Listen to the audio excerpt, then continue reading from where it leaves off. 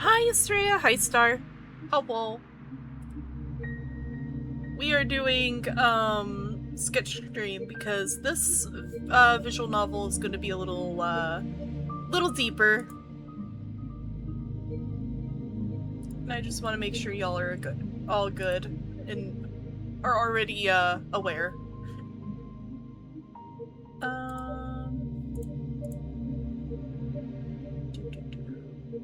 Trying to do something real quick. Hang on. Let me get out of this real quick so I can make sure something. Okay, there we go. Now back into the thing. Oh, heck yeah. So for context, this visual novel is themed very similar to Serial Experience's Lane.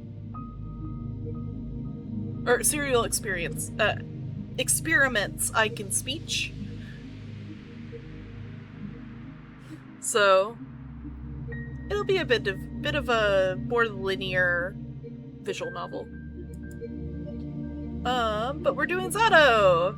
This is what won the vote, so that's what we're doing. Zato, I Love the World, and Everything in It is what it's called.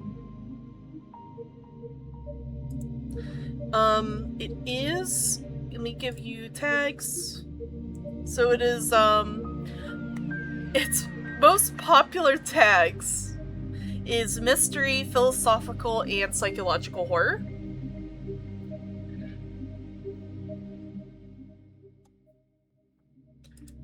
Actually, I'm gonna send this to lobby because I know,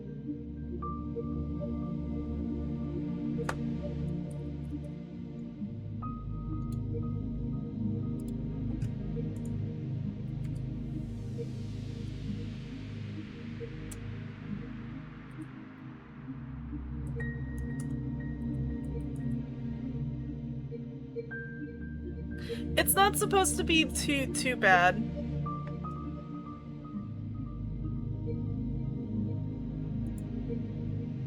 But it does have psychological horror aspects. Where is my mouse?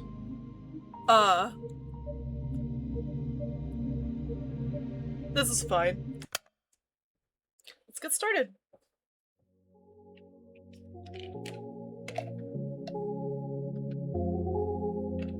Let me know if the music's too much, because it is a little loud for my end. So I'm actually going to turn it down just a tad.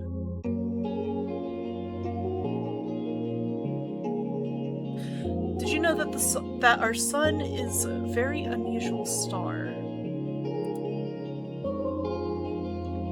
To start with, it's a yellow dwarf. Those constitute for just 7 to 10% of all stars in the universe. It's an outlier even among those. Most yellow dwarfs are primarily covered with dark spots. The sun isn't. The majority of its surface is bright. In fact, it has 3 times the number of light spots that it does dark spots. Sure, its overall brightness index is nothing special.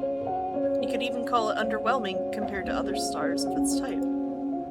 Even so, it works harder than most to shine as bright as it can. And I find that really cute. Hi, Ghost! I don't remember where I read about this. Must have been some newspaper from years ago. But that small piece of trivia still pops in my mind whenever I look at the morning sky. It's not much of a view, to be honest. Not much of a sky, not much of a sun. I guess it's the kind of region it is. Some people say that the sun is just lazing around in our parts. What with the constant snow. But people that go around saying that, well, they clearly haven't read that newspaper. The more I thought about things like that, the more I learned, the more I realized how incredible everything is. I'm not just saying that to mean amazing. I mean improbable. You can't deny the world that is full of great coincidences. It's to the point where I've begun to ask myself how much of it we can attribute to pure chance. The universe is so kind to give us both a star and a planet with the perfect conditions for sentient life. Just the slightest fluctuation of the constant composition of our atmosphere, the size of the globe, and the distance between the Earth and the Sun, and none of the beauty surrounding us would exist.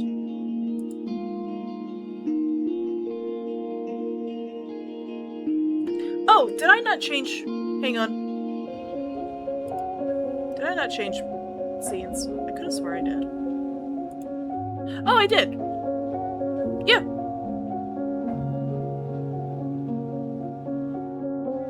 Yeah, I'm reading the game. Hang on, let me move. Can I move this? I want to move this around. Window capture.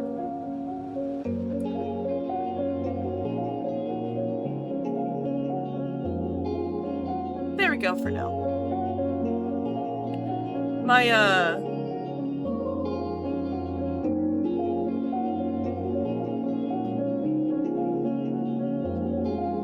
It was on the start screen originally?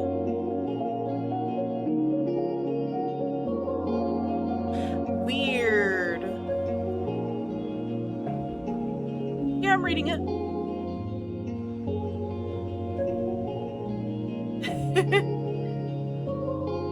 Yeah, we'll move this up a little bit for that. Here we go. Some would call it a miracle. And of course, that's a lovely way to put it. But isn't that giving the world we're living in too little credit?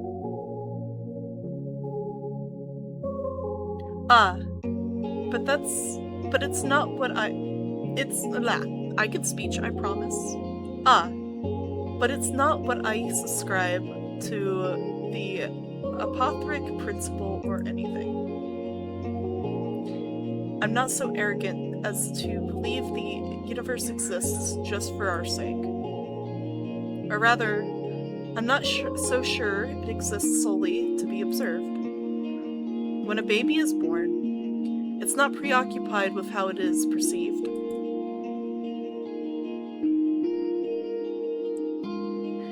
That conscious need emerges later, as the child develops self-awareness. Until that point, its curiosity is aimed at its surroundings. So if anything, it's the opposite of what the entropic principle entails. We're social creatures, so the need to be observed makes sense for our survival.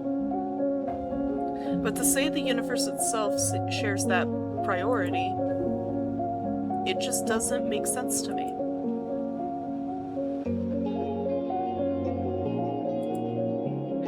Although you can also think about it this way. A child is curious about the world because it perceives the world as external. But what if the child is the world? What if all that it could ever observe existed within itself? What can the all-encompassing universe be curious about? There's nothing but itself, so nothing but itself. There's nothing else to care about in the whole wide world. It is the world. Duh. Wait. This makes perfect sense. If I put it like that, I guess the universe has no choice but to be self-centered. Even if this wasn't the case when it was born, What if the universe developed a desire to be perceived by others as it matured, the same way a child would? And what do we do when we want others to perceive us a certain way? We try to mold ourselves accordingly. Ah, I think I get it now. The universe gradually felt the desire to be seen. We wanted to be admired, loved, observed. Because there's nothing more a world can do but to observe itself. It's the best and only pastime there is, as far as the world is concerned.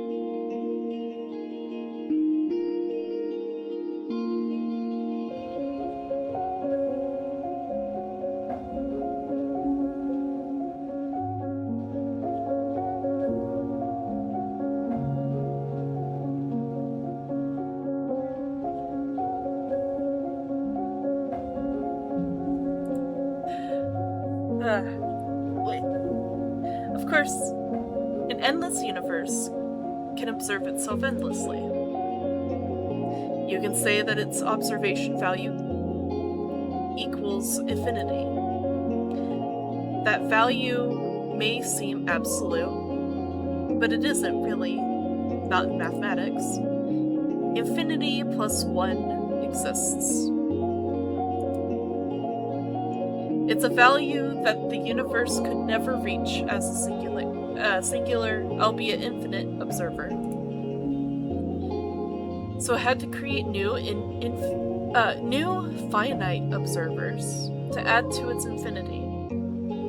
It needed to create sentient life. Yeah, no, the music is really nice for this. Sentient life is the +1. When I put it like that, it sounds like all of us are extras at a party. Now, isn't that fun? This vast, mighty universe changed itself so meticulously to make new observers possible. It fine-tuned all of its systems so precisely, just to have us here. It worked so hard just to share its one joy with us. Us, worthless insects. Oh no, this can't be. That's cute. That's really cute. Ah, I should have expected this. I should have known that the infinite universe would be infinitely cute. This world is truly wonderful, wonderful, wonderful. That is a stark change. Ira. I'm just gonna call her Ira. I'm not gonna attempt to try to pronounce her name. Ira's missing. Huh? I look up from my desk. A low hum runs through the class. Ira? What? Seriously?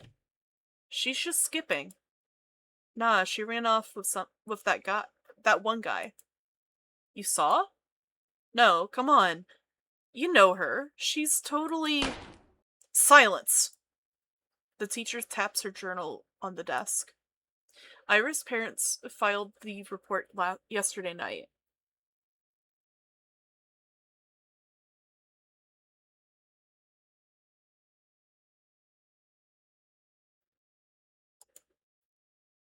Ira's parents filed the report yesterday night. They haven't seen her since she left for school. Another round of whispers. The teacher raises her voice. So if any of you have any information that might help in finding Ira, please report it to the teacher's office or the police after school. After class, not school. That is all. On to the lesson. A chair creaks in the back. Wait. You really expect us to just study like normal after hearing that? Yeah. Yeah, we're shocked. You know? We're worried sick. Seriously. Our classmate's missing. Our friend. Or Irocheka?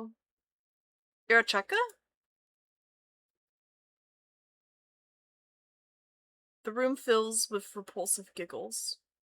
Cut it out. Garen, sit back down. The teacher's voice sounds just as dry as it did when she broke the news. She turns toward the blackboard to write down the date. We all know the situation will probably resolve itself just fine. So let's not act dramatic. If you have anything valuable to say, I'll be happy to hear it in the office. She puts the chalk down and begins the lesson. It's December 19th. A bird flies past the window.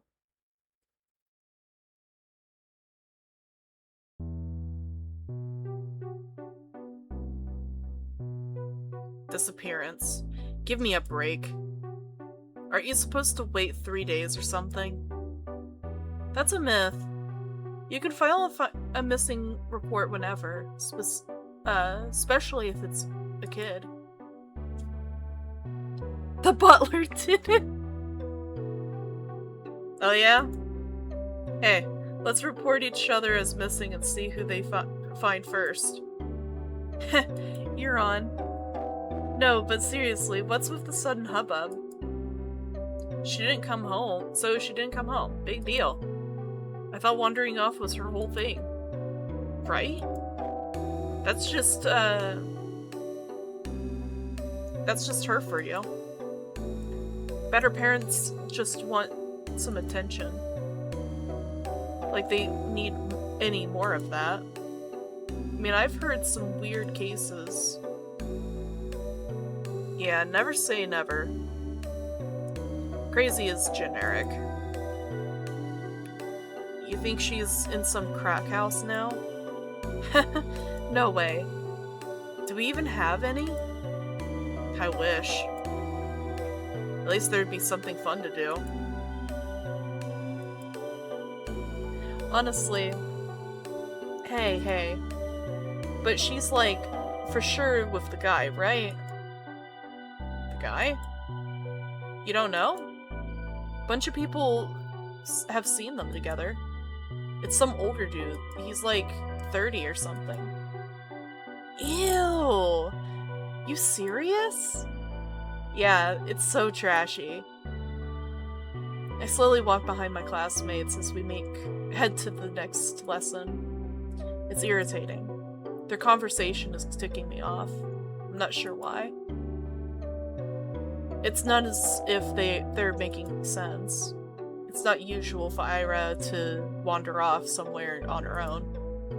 I'm not treating this news with any real gravity. Really, I'm no better than them. There is a trace of worry in my head. But it isn't directed towards Ira. Instead, when I first heard about her disappearance, the thought flashed in my mind was ragged or ugly. Now no one will come to save me.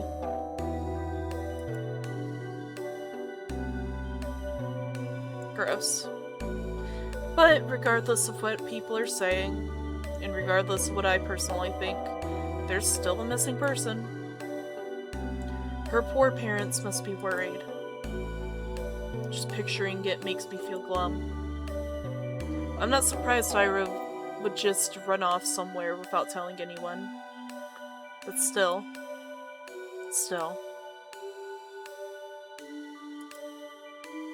It's not like we've ever been friends.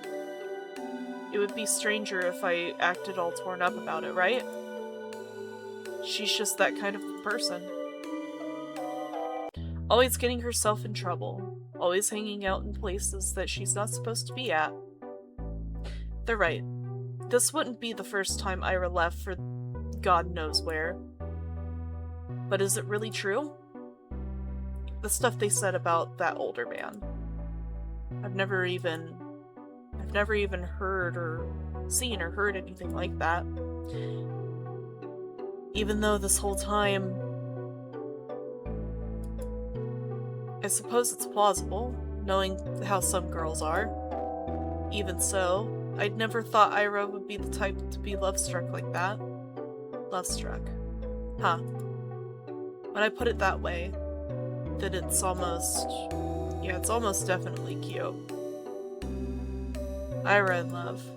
Forbidden love, too. Wow, I never have guessed. I'd never took that girl for a romantic. But she is a girl at the end of the day. And she does like those types of books, so perhaps she was planning to elope all along? Huh, crap. It's all so complicated. I'm really torn on this, I really am. On one hand, it's super romantic. Such beautiful young love with no regard for what anyone thinks. It's so incredible. It's incredibly cute. But on the other hand, I'm really sad. It's selfish and it's dumb, but if Ira is really gone, it's like I've got nothing to hope for anymore.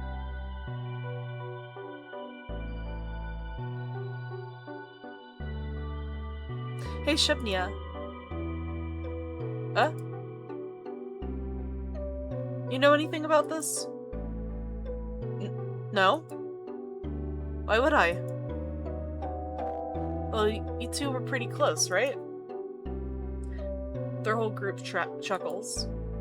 We weren't... No? No, not at all. Really? Oh, are we experiencing unrequited love?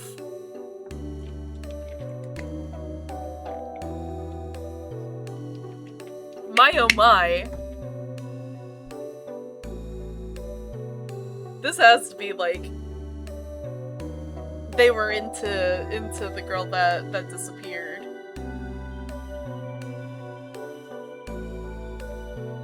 Really? I thought... Oh, okay. I'm not saying that word mostly for comfort, my own comfort.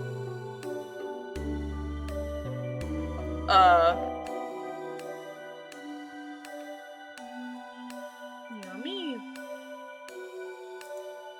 What? They all erupt into laughter. We didn't even talk.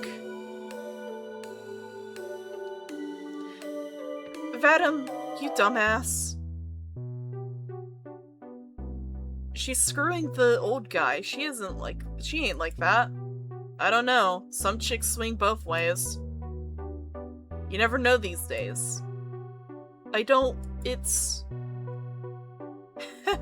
Look at her face. Chill out, Shimnaya. We're just kidding, jeez. Why are you getting scared anyways? Please stop using the words! You really a lesbian or something? I'm going to just change it to the actual proper term. I'm not. I should do a disclaimer here. I do not agree with anything that they're doing, any of the bullying. Being mean to queer people is awful. Especially in a school sense. Don't be like that. Anyways. Disclaimer over. I did warn that there was going to be some, strong words in this. Also, ad break in 5 minutes.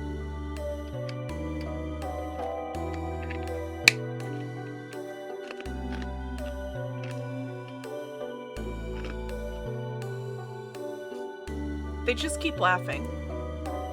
What can I even say to that? No matter what I do, they'll just keep laughing. If Ira came in through the door now and heard what they were saying, all hell would break loose. I mean, she only disappeared a day ago. She's probably just coming late today. She doesn't even know there's a missing report. Maybe she's already left her lover's place. Maybe she's trudging through our snowy schoolyard as we speak. No, No, she's already inside. She's already left her wet, puffy jacket in the cloakroom. Now she's going down the corridor, up the stairs to the left. That's right, she's coming. She's gonna storm in any moment now. Right, that's it. I hear her. I can hear her footsteps. She's coming. Ira's coming. What's with that face? You look like you're holding in a... You look like you're holding in a shit.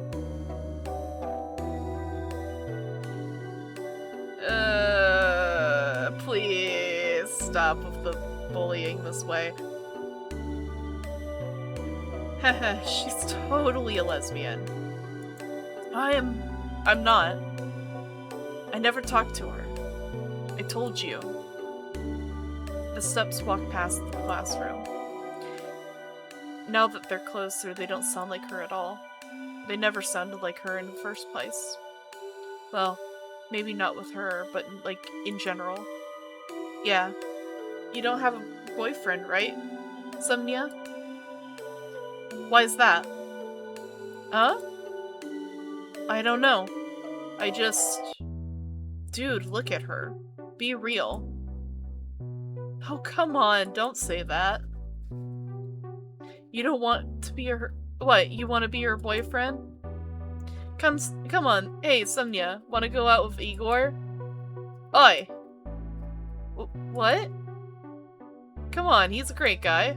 Right, Igor? You treat her right. Piss off, man. I'm not doing this. I bite my tongue. Tisk. There I go again. Bad habit. It's not like it works anyway. Why do I keep doing it? I plop down at my desk and start mindlessly flipping through the textbook. I need to stop indulging fantasies like that. It makes me feel stupid every time. If Ira came through that door and beat them up right then and there, would it really help my case? They'd probably keep saying those same things behind her back. And to my face. I guess it really would be for the worst. Yeah. I shouldn't have wished for that.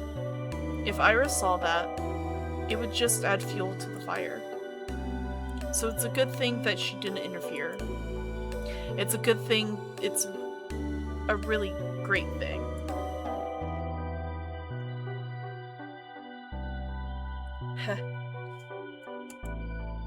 At least these guys don't bother me for the rest of the day.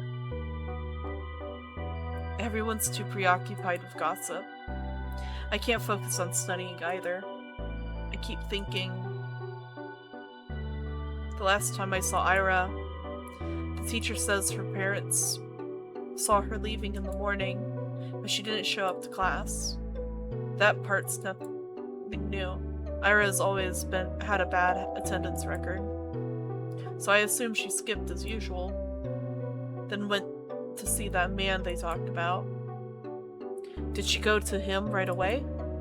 Because in that case yesterday evening... Go home, Isa.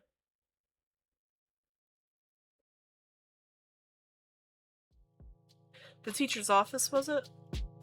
I'm kind of scared going straight to the police. But I should probably report that. Not sure if it will be of any help, but for some reason the idea of telling anyone what I saw, something about it just doesn't sit right with me. But there's no logical reason for that. I need to get over myself. Sure, she's probably fine, I know that. Freaking everyone out. Freaking everyone knows that. But if she's not, well, I'm gonna regret it big time. Also, ad break is happening! I'm going to take a moment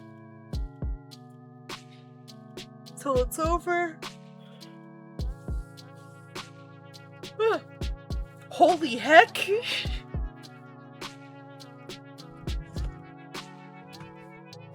What the heck? I wasn't expecting bullying. Do they have trigger warnings? Let me check the Steam page.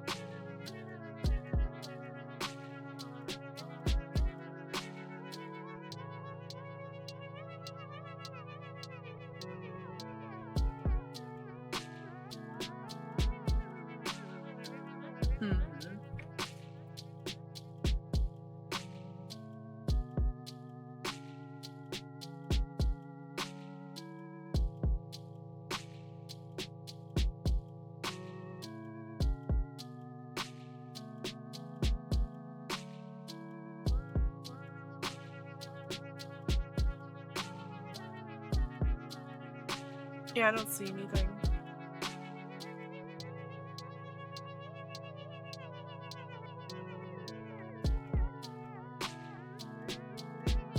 I don't see anything of content. There is a disclaimer of contains strong language, loud sounds, and flickering images. So that is a bit.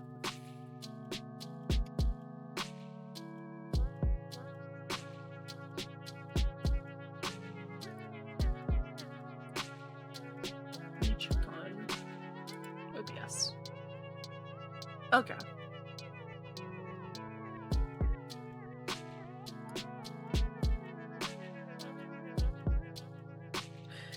We will be continuing in about 4 seconds. There we go. Welcome back, everybody. Ad is done.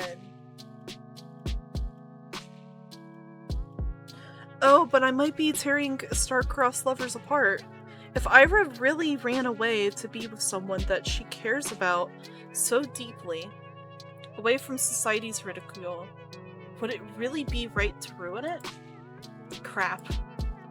I have to admit, I'm also a little judgmental.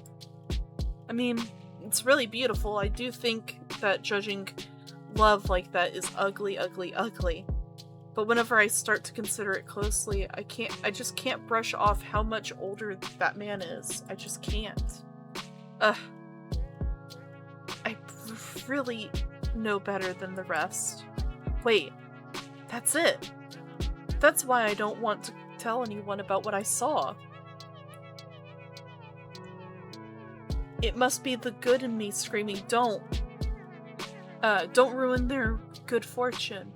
They're probably so happy together right now. It's none of your business. Gosh, yes, that must be it. That explains everything. Should I follow my heart then? Should I keep silent?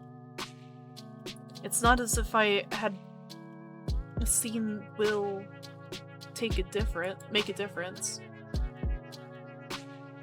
It was just inconsequential. There's no point in telling anyone about it at all.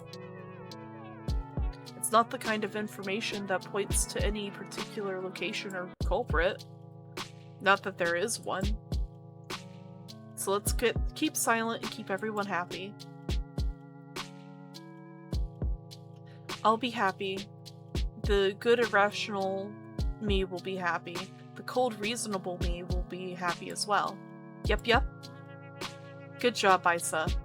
You solved it. It sure is nice to have a clean conscience. Well, no need to loaf around here any longer. Guess I better get home. Counterpoint! Counterpoint. What if, and bear with me here, what if Ira is actually missing?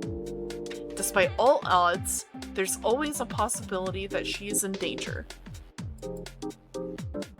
If there's even the tiniest chance that my report will help in finding her, then that info is worth providing. And if she really did elope with her beloved, then my testimony won't change a thing. It's worthless at worst. That's true. If I carefully weigh the pros and cons, that off chance of Ira being in danger and my words being the key to saving her makes for a strong argument. Oh. My words being the key to saving her. Wow, yeah.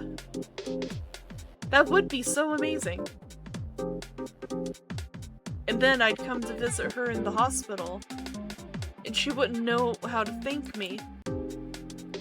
She'd say I shouldn't have. She'd say, I told you to leave me alone, dummy. And then I'd just shake my head and respond, it's nothing. I was just doing what I was supposed to. No, I gotta come up with something cooler. I'll need to think about that. Wait. Why is she in the hospital? Do I hope Ira ends up in the hospital? Jeez, of course not. I don't need my freaking testimony to save her. I hope my testimony is useless because she's already home. Or is calling home, telling her parents how happy she is with the love of her life. That's what I hope for. Ugh. I just keep having stupid thoughts today. At least I know what I should do now.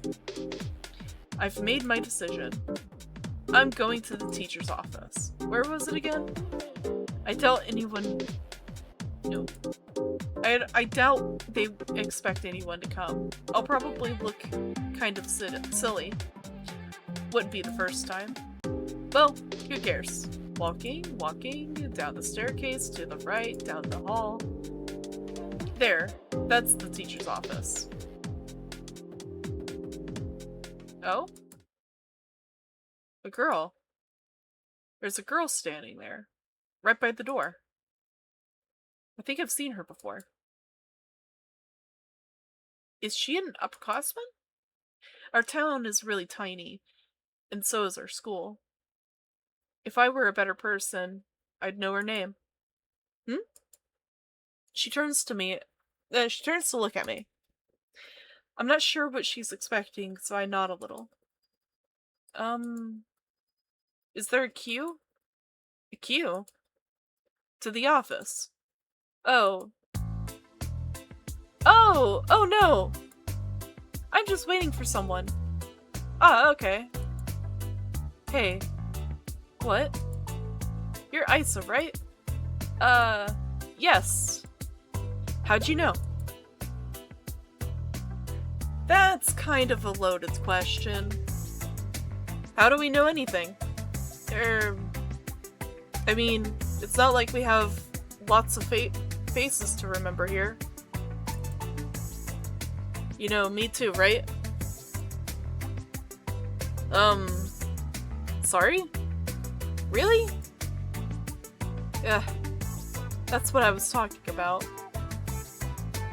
It's not that I don't care to remember everyone's names. I just don't know where other people get them from. They say that in tiny cities like this, everyone knows each other, but that's just not true. We learn about people outside of our immediate circle through gossip or common friends, but I haven't made any new ones since the day Torsa left, and gossip. Sure, sometimes I overhear my classmates chatting about this and that, but I don't like listening to them. I don't like their voices, so I try to not pay attention to them. Pay them too much attention. There we go. Wait. When I put it like that, it does sound like my fault. My point is, when people regurgitate the idea of everyone knows everyone, the word everyone doesn't include me. The name's Marina. Oh! Nice to meet you. Nice to meet you too. You got something to share about, her name? I don't know how to say her last name. How did you know? What do you mean, how? We had an announcement, same as you. They told us to report to the teachers and all. Ah, I see. For some reason, they thought they only broke the news to us. For some reason, I thought they broke the news to us, Ira's classmates. But it makes sense that they'd give the upperclassmen a heads up, just in case they happen to know her. Which means...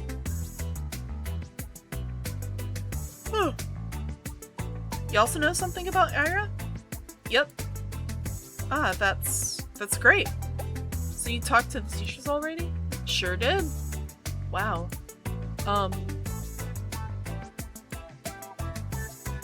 And you know what you told them? Tis tis tis. That's between me and the investigation. You can't just spout info like that out in the open, Isa. The walls got ears. Oh. I understand. Sorry. Okay, well, you don't have to apologize. Crap. I'm making an awful first impression. Not only did I not know her name like I was supposed to, but now I look like I don't know the first thing about vigilance. Who am I kidding? I really don't. I'll just go in then. Marina suddenly blocks my path. No, you won't. I'm sorry? You're not telling them anything. She gestures with her finger to the tact of each syllable. Why? Because a bad feeling stirs up in my chest. Please don't tell me it's going to be the same thing as my classmates. Is this because I acted rude? I didn't mean to. Well, I never mean to. I can't. I just can't help it, can I? We just met, and I've already managed to mess everything up. Damn it. I desperately search her face for signs of mockery. But weirdly, I can't find any. I've been waiting for you. Huh? Surprised? Of course I am. No, wait. This has to be some stupid ruse. I'm going to believe this girl, and she'll just laugh in my face about it. I'm serious. Ira told me about you. Really? Yeah. Oh gosh, they talked about me? Wow. I'm shocked Marina is being as friendly as she is, considering the kind of description Ira would give. Wait, does this mean she's a friend of Ira's? For some reason, I never thought about her having any, at least not at school. That was really presumptuous of me. I wonder what Ira's like when she's with friends. I know you saw her yesterday. I figured you'd want to report it, so I ran here as soon as classes ended. I figured you'd want to report it. My brain. I guess it would be easier to catch you between lessons, but haha. I got so caught up in all of those stupid rumors. It kind of slipped my mind. She knows? But hey, what matters is that it all worked out. So why are you stopping me? Well, Marina looks around at the empty corridor before lowering her voice. If you tell them about yesterday, you'll make everything worse. Huh? Let's not talk about this in front of the office, okay? Come on, let's go. She takes a step back and beckons me with her hand. I'm not sure what she has in mind, but it doesn't seem like a prank. Still. Wait. I know Ira's probably fine, but isn't it better to play it safe? The faster we share all that we know with everyone, the... Quiet, you! I just said we shouldn't talk about the stuff here. Stuff. Blah. talk about this stuff where the adults can hear. Marina grabs my hand and starts dragging me down the corridor. She's not exactly being quiet either. All of my stumble protests sound so weak they might as well be white noise to the other girl. Yes, I spent half the day doubting whether I should report at all. So what? I carefully examined my options and came to my own conclusion. I deserve to see it through. I deserve to testify. But some part of me is relieved that the ultimate choice was made for me. I mean, that silly gut feeling I thought I overcame with reason has come out on top. So there was something to it in the end. So I was right. My heart was right. Sure, I can't actually know that, since I'm yet to hear what Marina has said. But this can't be pure chance, can it? And if it's not, what does it actually hinge on? Did Marina show up because the world needed to stop me for the sake of something more important? Did Marina show up because I subconsciously wished for anything to stop me? Whatever it was, I guess I don't mind this after all. I think I'll stick to the grander narrative angle for the time being. The world bending itself to the will of some worthless gnat is a preposterous idea. But it wouldn't be the first time for me, would it? The fact that the world, for any reason, has decided to guide me towards the right path. That's so endlessly sweet. Down the stairs to the lobby to the coat room. I don't resist anymore. Marina drags me along and I can feel my doubt turning into excitement. This is definitely the right path. This girl knows about Ira. I know what to do. I know more about Ira too. I want to know more about Ira too. There we go. The whole wide world wants me to know.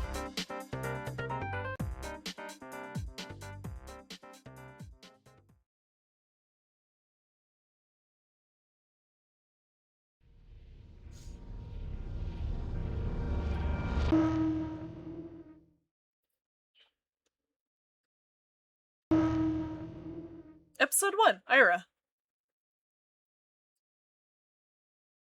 This is a rather chaotic, visual novel so far.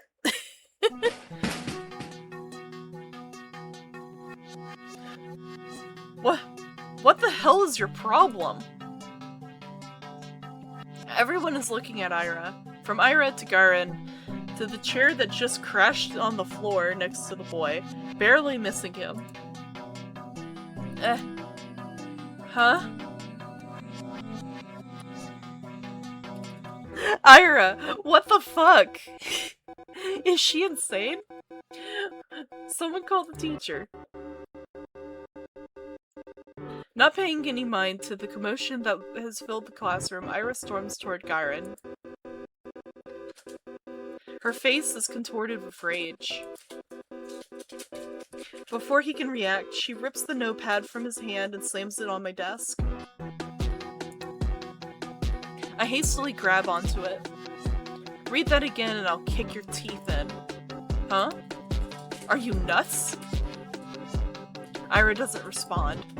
For a second, she just glares at him, then turns around and stomps back to her desk. The classmates who were caught up in a laughing fit just a moment ago are now watching her in silent bewilderment. They scoot out of her way as she retrieves her bag, then heads towards the door. Crazy bitch. She ignores him. Ah. Ira, where are you going? Hey. Ira forcibly pushes past the teacher. You... Ira. Wait. What are you doing? Oh, what do you think you're doing? There we go. Your parents will hear about this. Her threat falls on deaf ears. Ew. AI bot.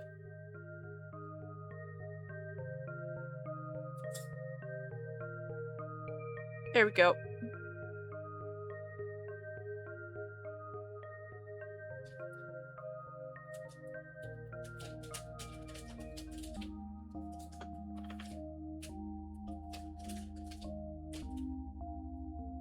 Everyone knew Ira.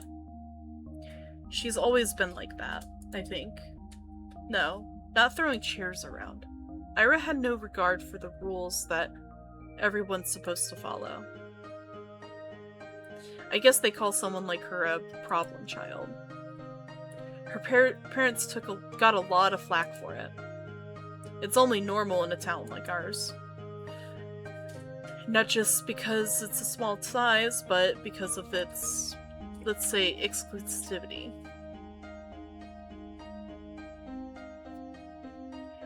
Forchka 5 prides itself for its virtually non-existent crime rate. That's the natural consequence of nobody being allowed to enter or exit without a permit. You're lucky to be here, to have a salary higher than the national average, to have access to goods people in the neighboring towns can't even dream of. Few get afforded such a privilege. Last time I checked, our population hasn't even hit 6,000. So when it comes to someone like Ira, so when someone like Ira appears in this tiny society's radar, she's not just seen as a delinquent. She's seen as a puzzling stain on the community that's meant to be spotless. Like a weed that sprouted in a painstakingly maintained flower garden. Of course, it's not as if she had appeared out of thin air. It's all in the family, they say. The blame falls on the people responsible, that is, on Ira's parents. The questions begin to arise. Why is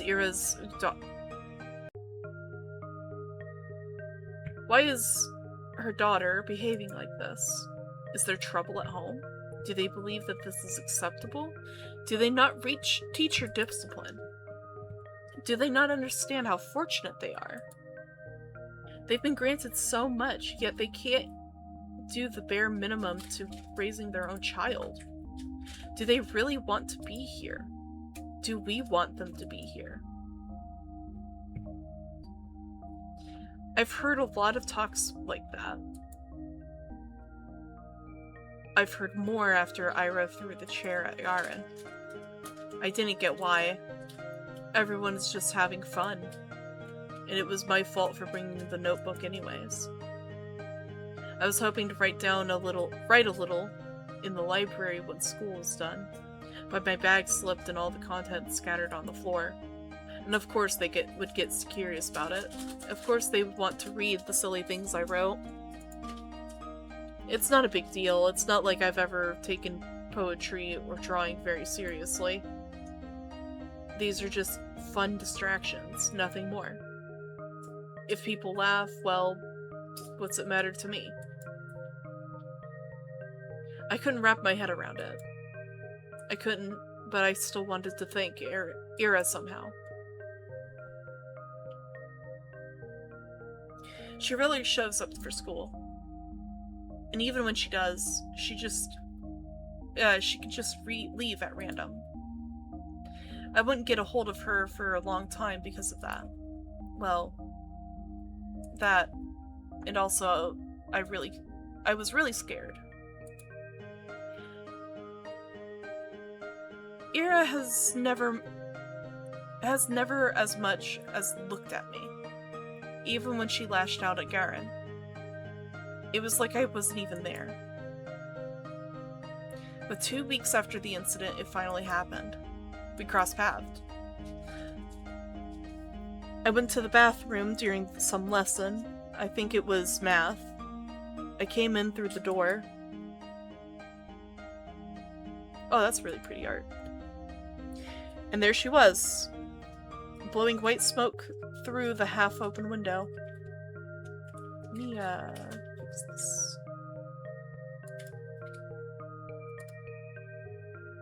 Oh, that works, actually.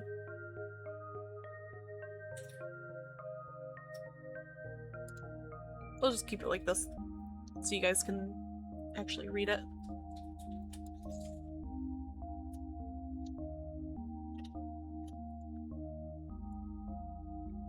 I didn't even know she was at school.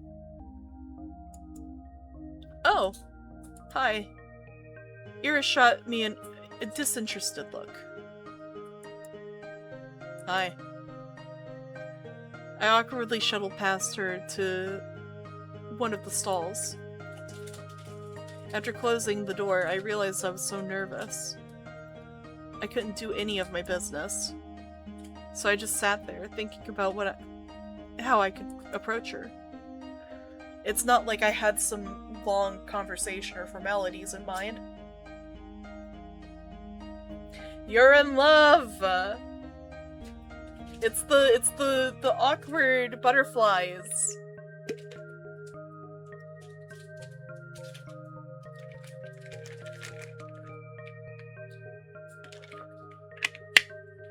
I wasn't expecting doomed Yuri, but here we are. I just wanted to say thanks, in theory. It should have been easy. But wouldn't that make me look like a weirdo, too? Assuming she did all of that for me? That would just make me look self-centered. I had no idea how much time had passed while I was in the stall. Maybe 5 minutes, maybe 20 seconds. But when I heard the sound of, like, her getting off the windowsill, I swung open the door. Wait! Huh? I froze up. She stood next to the window, bag in hand. The cold draft wafted through her hair. I had to say something. I got this rare chance. The world gave me this rare chance to tell her what I wanted. But what am I supposed to say? Thank you? After I just tumbled out of the toilet stall? What? She raised an eyebrow. I just stood there with my mouth hopelessly open, as if I could have just gone nuts. As if every word in the Russian dictionary got wiped from my brain. Whatever. No, wait, please. I took a step toward her, and she jolted away like I were a leper. I didn't know what I should say or ask. I just knew that I had to say something, even if it was the first thing that popped in my mind. What? What the hell do you want? Isn't it cold? Huh? The windowsill.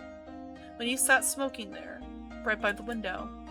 I thought, weren't you cold like that? Eh? She blinks. Not really? Maybe a little. Ah, thought so. Anything else? No. I mean, yes, I'm sorry you got in trouble. Huh? Well, I heard you got into a lot of trouble after that. You know, when Garen read my stupid poetry. I'm sorry for that. She eyed me for several seconds, which to me felt like an eternity. She then sighed and slowly flipped her hair back. And why are you apologizing? That had nothing to do with you. Huh? Well, I guess not. Her voice was getting on my nerves. His voice was getting on my nerves. I see. I looked down at the tile floor. I knew that was the case, of course. It's not like I was hoping Ira jumped in to defend my honor or anything of the sort. I wanted to thank her regardless of the intent, But no matter how hard I thought and tried to word it, everything just came out sounding awkward or wrong. Why does this always happen? The soles of her boots squeaked against the floor. She spun around and walked towards the door. This time, I made no attempt to stop her. Your poetry isn't stupid. Huh? Slam. I stood there, dumbfounded. Did she just say that? Did I just hear it right? Your poetry isn't stupid. Does that mean she likes it? Ira likes my poetry?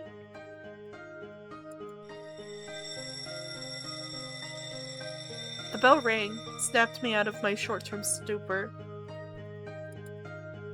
I shook my head. Right, I need to get back to the classroom. I doubted Ira was going to be at the next lesson. I washed my hands from nothing in particular.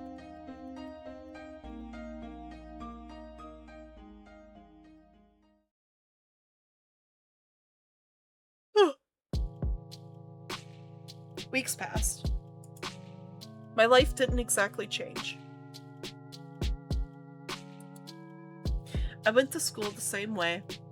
I sat through the lessons, then went to the store, then went to the library for a walk. Then, when it got dark, I headed home, day after day. Huh? My notebook. I just left to get a snack from the cafeteria. Where did it go? Oh, Shabnina. We borrowed your homework for a second. You don't mind, right? It's fine. Thanks. By the way, is this supposed to be you? He lifts the scrap paper up to me. Oh no. I forgot I left it in there. No? It's supposed to just be a drawing. Yeah? You sure? It really looks like you if you were pretty. It's not me. Heh, whatever you say. Sometimes my classmates joked around with me. Honey, that is not joking around. No. They are bullying you. That is not. Whenever that happened, my thoughts involuntarily drifted to Ira. She still attended classes, albeit irregularly. She always vanished during breaks. I don't know where to, and I wouldn't dare to ask. Something told me she'd say, none of your business, if I did, and she'd be right. Even so, I kept imagining those scenarios in my head. Not just when I was being laughed at. I started doing it when I was walking home from school, or to the store, or just wandering the streets, killing time. I kept thinking about how funny it would be if I bumped into Ira. About how interesting it would be if we talked. I even tried to stay out longer, started to take new routes. It's embarrassing to think about it now, but... So, this is actually hitting a little home for me because Ira kinda acts like a little bit more of a punkish version of my best friend.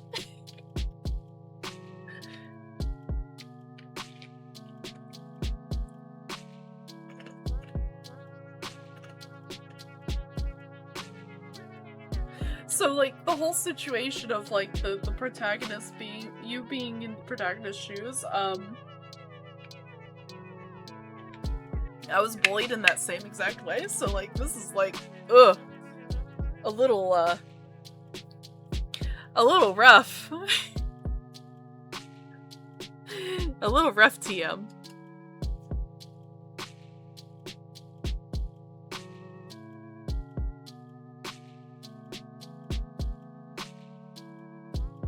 I might take a break for a second, because my eyes are also hating me.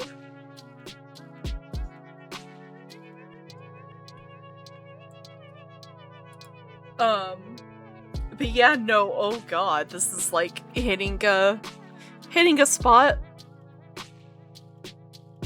But homegirl, sweet baby girl, Isa, you are being bullied. This is not a good thing.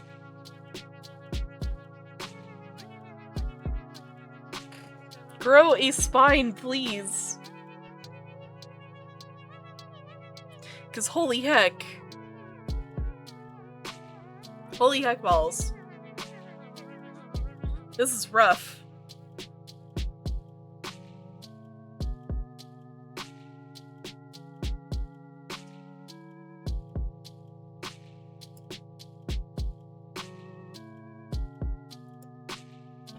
I'm going to check things while I take brain break, cause holy heck.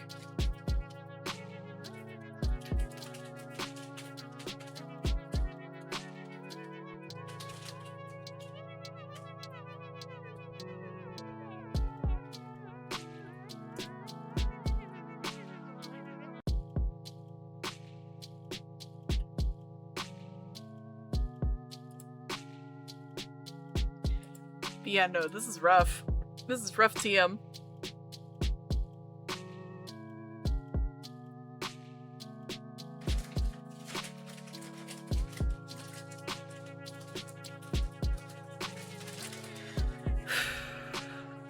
Alright.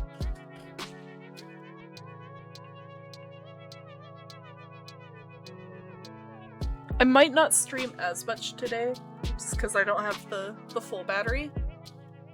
I'll probably do about two hours, so like another hour of stream. Especially since this has been a very this is a lot heavier than I thought it would be. I was like, oh, this is like a 7 to 8 hour long linear visual novel. It shouldn't be too bad. TM. No. No.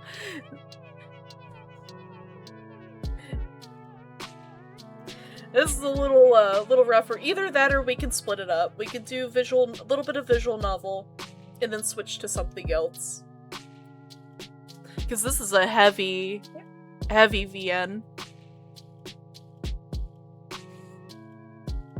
Especially with the queer bullying. The queer bullying is what kind of triggered a little bit. I should also mention, if you haven't already realized already, this does take place in the 1980s. I think it's like 1986 USSR. Let me check. Yeah. USSR 1986. So it is a different time area. It's really good so far, I will state. But holy heck. Ira. She just walks past me in the corridor. Not even a nod, not even a look in my direction. I guess I don't exactly stand out in a crowd, but no, it's my fault for mumbling. I should have spoken louder. Even though it took all of my courage just to muster it that much. Even though I definitely think she should have heard it. Hey, Vadim? What? Remember when I gave you 50 kopecks? Can I have it back? Huh? 50 kopecks? When was that again? Last Friday. Jesus. You remember things like that? Can I have it back? Man, I don't even remember taking it. You sure you're not making this up? Even if... maybe you gave it to someone else. I know it was you. Jeez. I don't freaking know. That's half of a rubble. Who gives a shit? Yeah, why do you care so much? So petty. You probably just lost it or something. My eyes keep snapping to the doorway. It's empty, of course. What am I waiting for? Even if she showed up, what would she do? Mug him in front of everyone? That would be really funny. Hey, stop thinking that. Maybe he really did forget. Who knows? I shouldn't be upset. It's not that much. You could go grocery shopping with that, but it's not the end of the world. I'm not exactly starving. Lately I've been eating too much junk anyways. Yeah. Maybe if I eat less of this stuff, my skin will clear up. That'd be nice. Oh my gosh. No! I used to think this way. I hate this.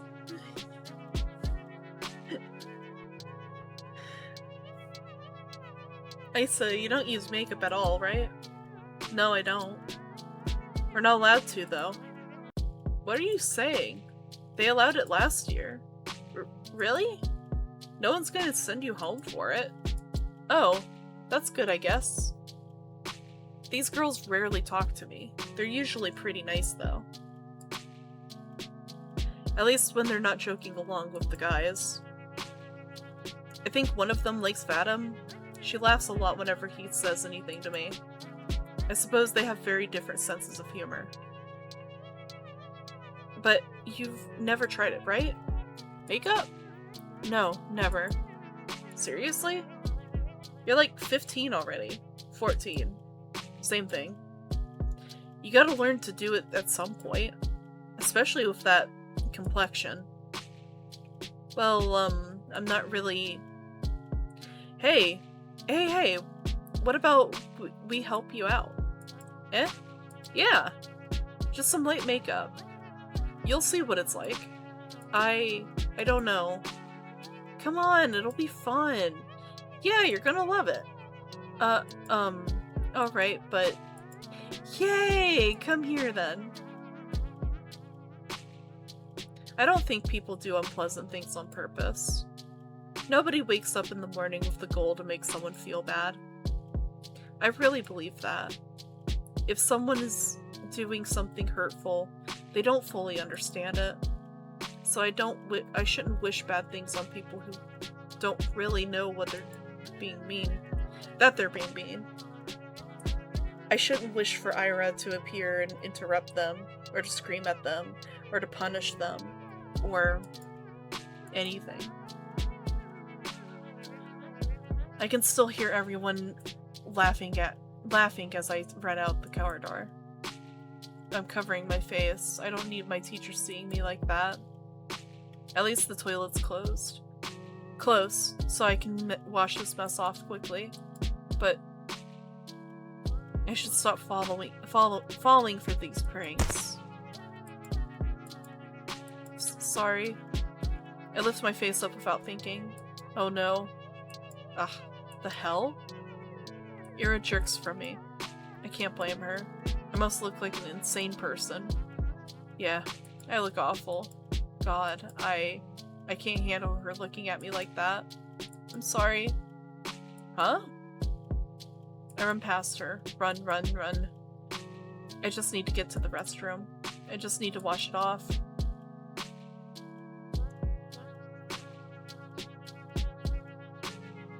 God!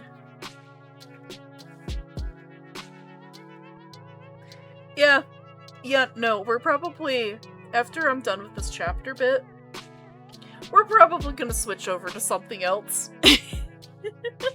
I'm still gonna get through the visual novel, I just have to pace myself with it. Because this is heartbreaking. After about a month, reality dawned on me. I kept telling myself that Ira's actions had nothing to do with me. She told me that much. And in no uncertain terms. She said that, and I kept repeating it again and again and again and again. But I didn't believe it. On some level, I still held on to the faint hope that Ira pitied me.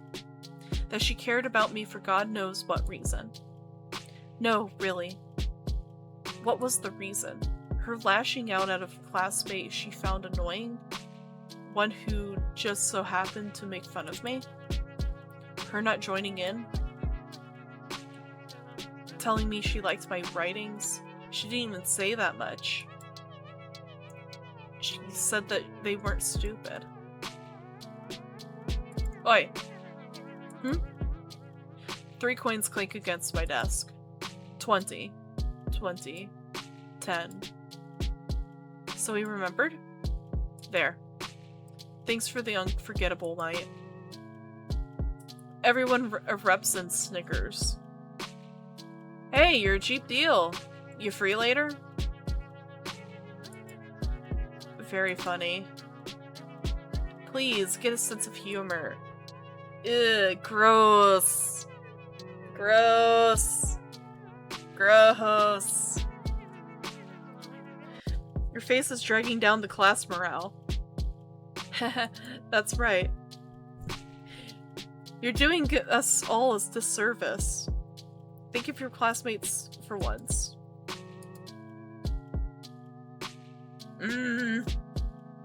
I let myself believe something would change.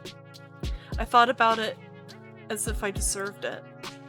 As if I didn't have it good enough before. As if my life had any real problems. I was just being greedy, plain and simple. Getting my hopes up over silly coincidence. It's all so stupid. I can't help but to laugh. But it's okay. I know better now. I was being ridiculous. It's shameful to admit, but better late than never, right? I got a little too caught up in my own little world. And hey, even if they didn't amount to anything, I can still appreciate those little encounters with Ira for what they were. Brief but wonderful moments. I should reminisce fondly about the one time I lucked out and saw Garen all scared and confused. Or that time somebody gave my work a compliment, backhanded as it was. I could do that, because everyone does that.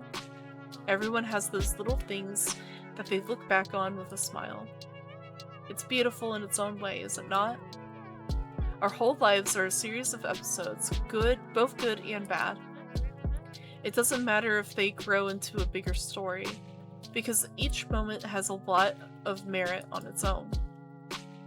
It's something I could learn to be content with. It's something I've been perfectly content with until now. Until I decided that what I had wasn't enough.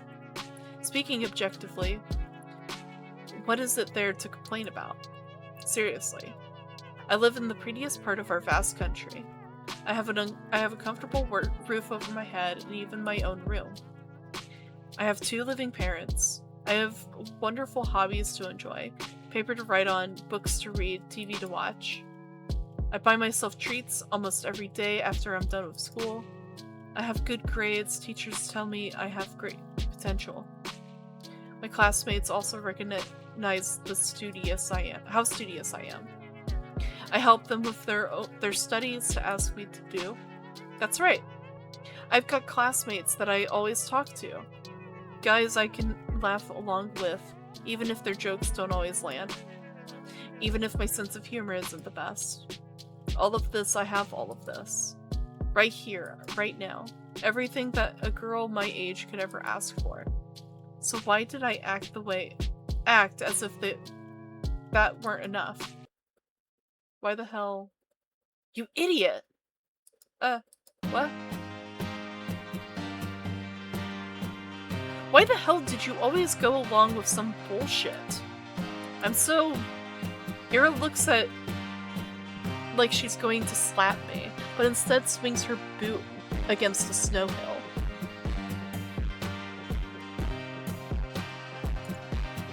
She then turns to me and starts roughly swiping clumps of snow stuck on my coat. My whole body feels slightly numb. When I start to speak, my voice comes out weaker than expected. Ira, how did you know I was here? Doesn't matter. I heard that asshole Garen giggling about it. Can you stand? Yeah. I clumsily get up. My limbs feel rigid.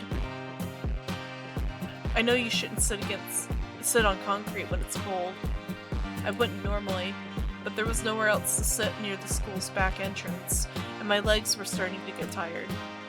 I half-heartedly shake the snow off my shirt and tights. The flakes fall gently on the ground below. I look at Ira. Her face is... huh. The word concern flashed in my head, but I already learned I'm no good at judgments like that. I shouldn't be presumptuous. It's a bad habit of mine. I shouldn't flatter myself. I shouldn't. But the question escapes before I manage to cut myself short. So why are you here? What do you mean, why? I told you, Garen was bragging about slipping you that stupid letter. No, it's not that... not what I'm talking about. Oh, my foot is itchy.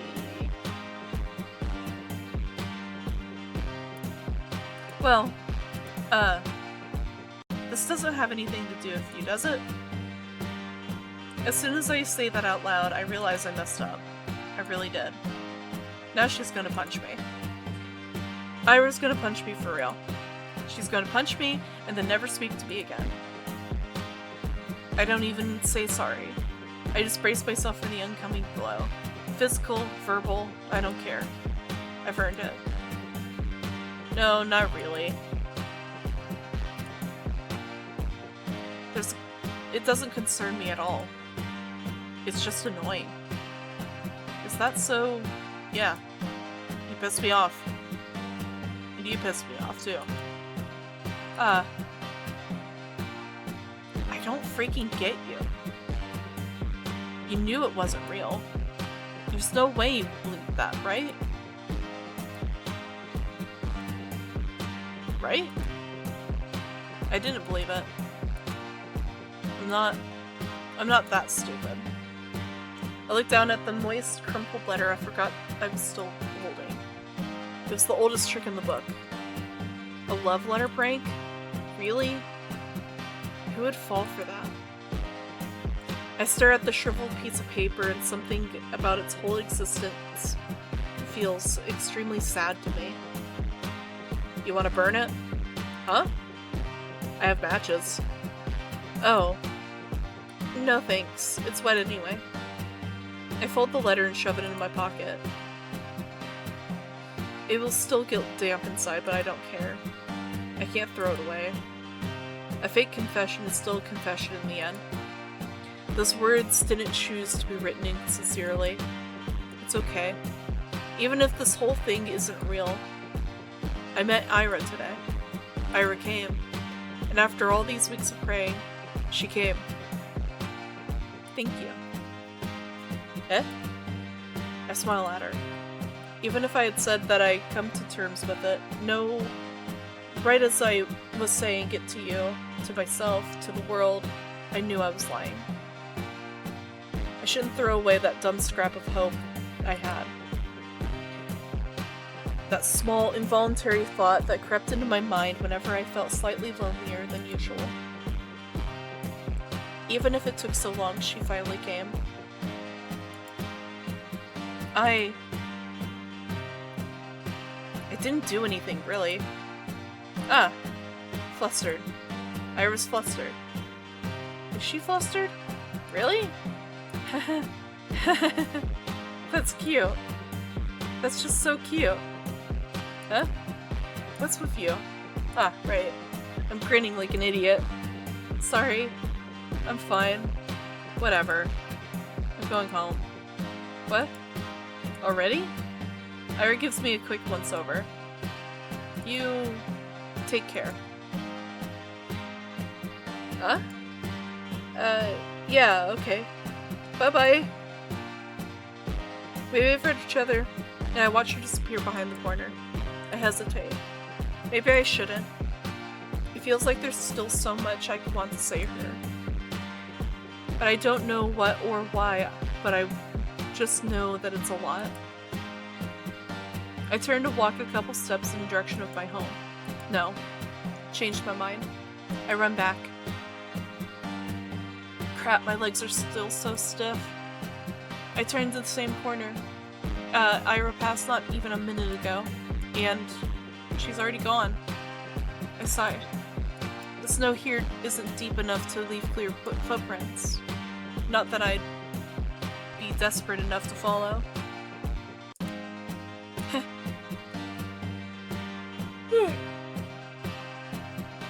Why does she always leave in such a rush?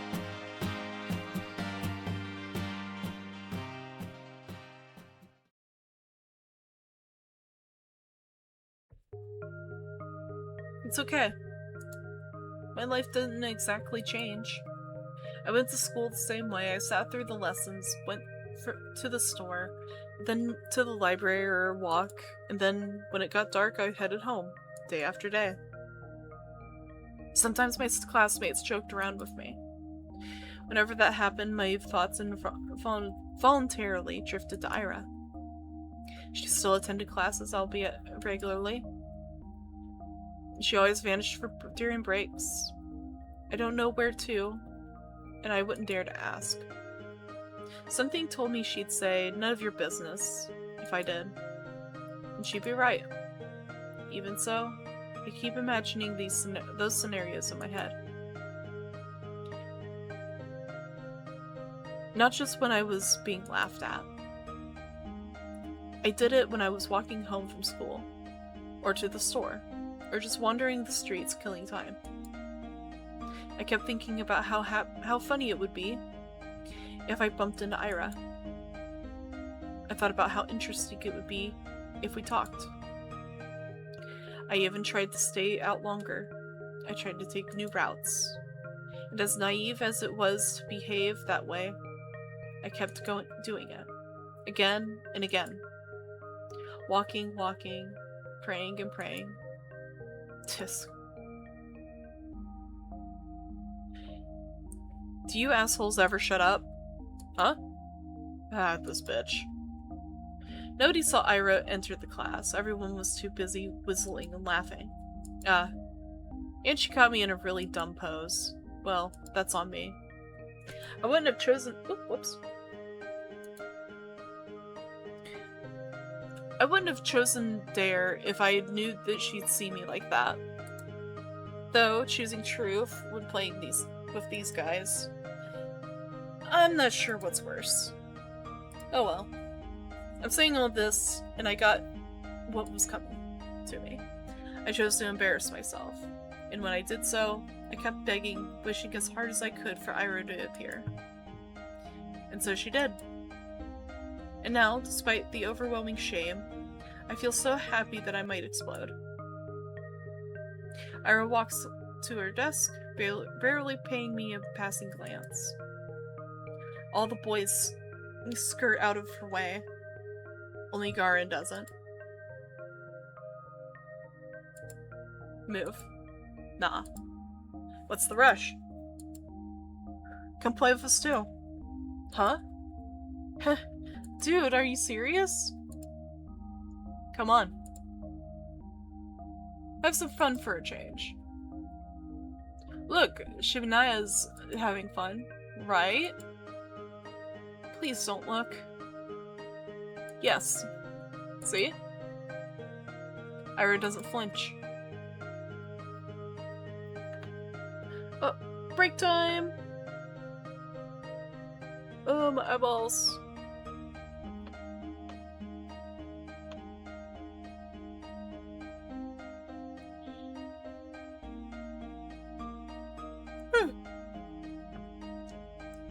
Hi Dill! Welcome in.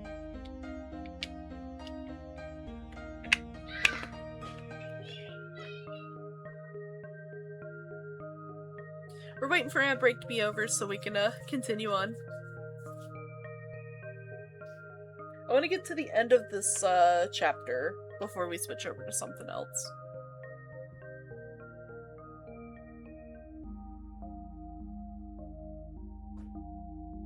We are doing a visual novel. My community voted for it in the Discord and on Twitter. And this is very similar to, like, a similar vein of Serial Experience Lane. So it's kind of a slow burn mystery. And it is set in the USSR in 1986. It's a really interesting one. Some of it has been me going, no, this is just me back in high school with the main character. And I've hated it the entire time.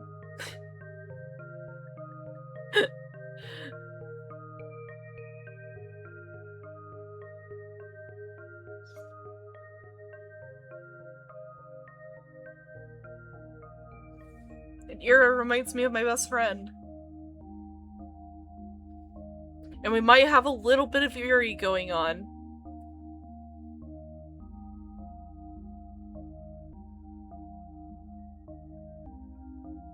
But yeah, I hope everybody's having a good day so far. I will mention there is a trigger warning. There's probably going to be a trigger warning on the VOD for homophobia. I wasn't expecting it, personally, but it's here.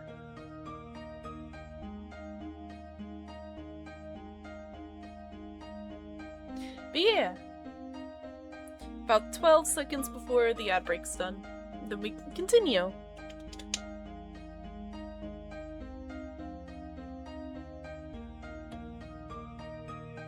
Welcome back, everybody, from the void! Out of my way. Or what? Gonna throw a chair at me? To everyone's surprise, Ira calmly puts her bag on the nearest desk. She starts digging through it without saying a word. Garen lets out an awkward chuckle. What, got a grenade in there or something? She looks at him. Hmm? Swish. Whoa. Garen jumps, bumping into another student. What the heck? Everyone shifts away. What was that? Huh?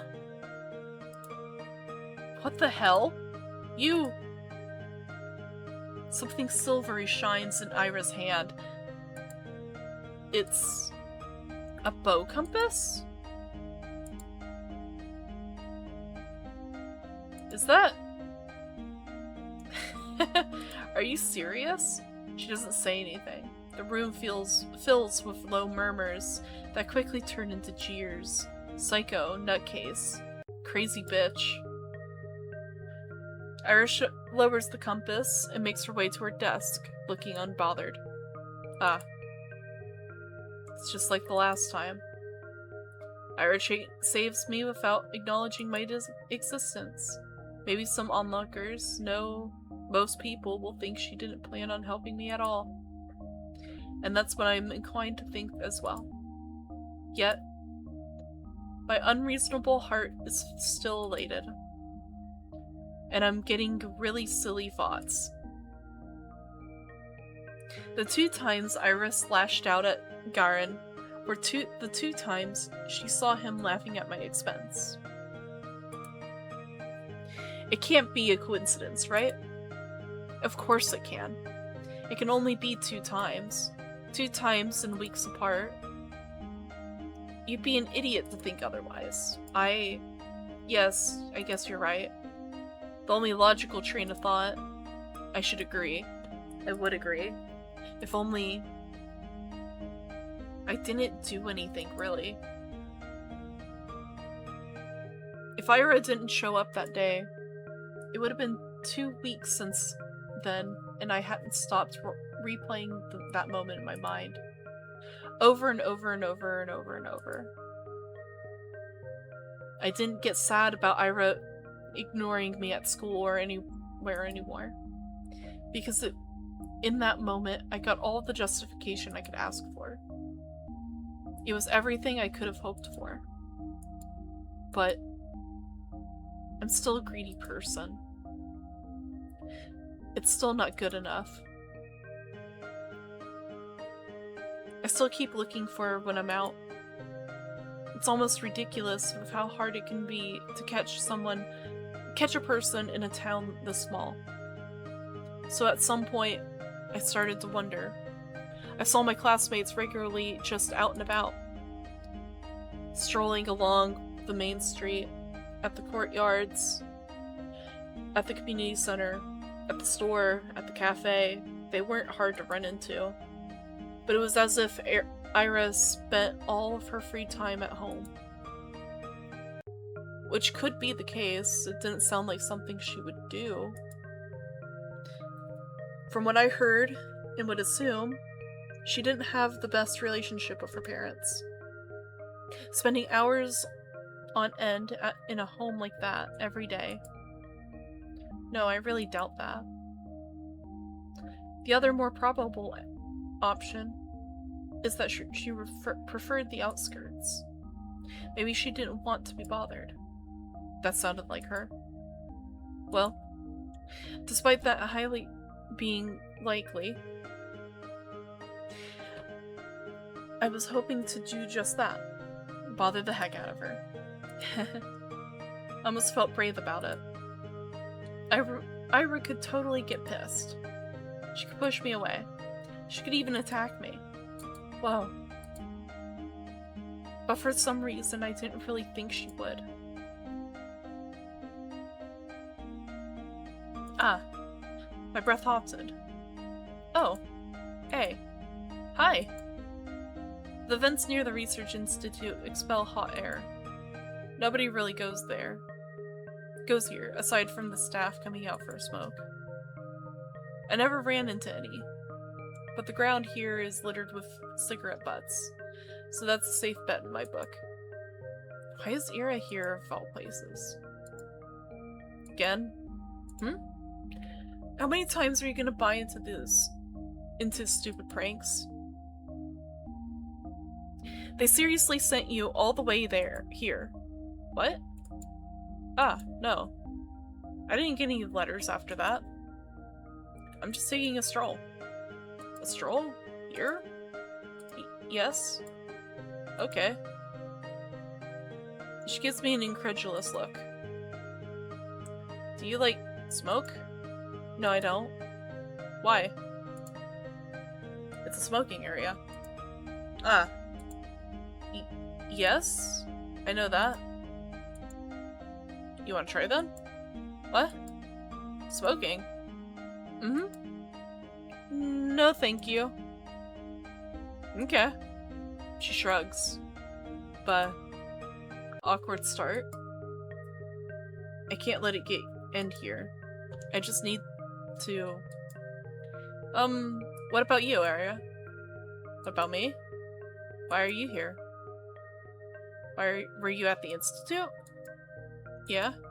Something like that. Something like that. My mom works here. She forgets her lunch sometimes. Oh. Oh! You bring her lunch? That's what I said. That's so sweet. I mean, it's really nice to look out for your mom. It's whatever. It's not. I know it's not. Of all I've heard about her family, the fact that she still goes out of her way like that, it's really amazing. The thought of doing something like that for my parents has never crossed my mind. I mean, if I were told to deliver something, I would, but Ira's different. She wouldn't do something just because she was ordered to. She'd have to really care about it. Crap. That proves it. Ira and I weren't cut from the same cloth.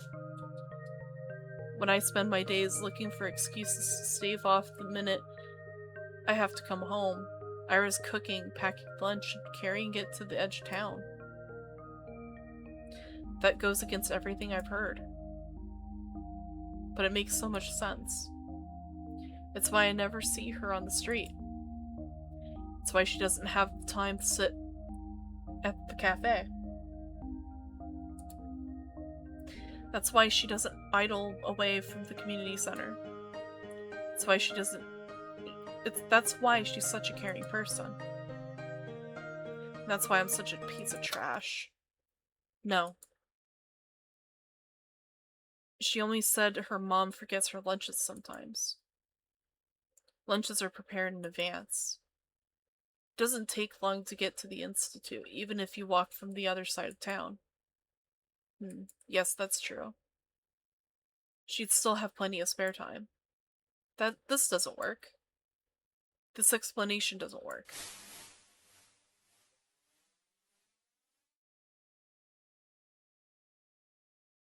Ira walks back into the building.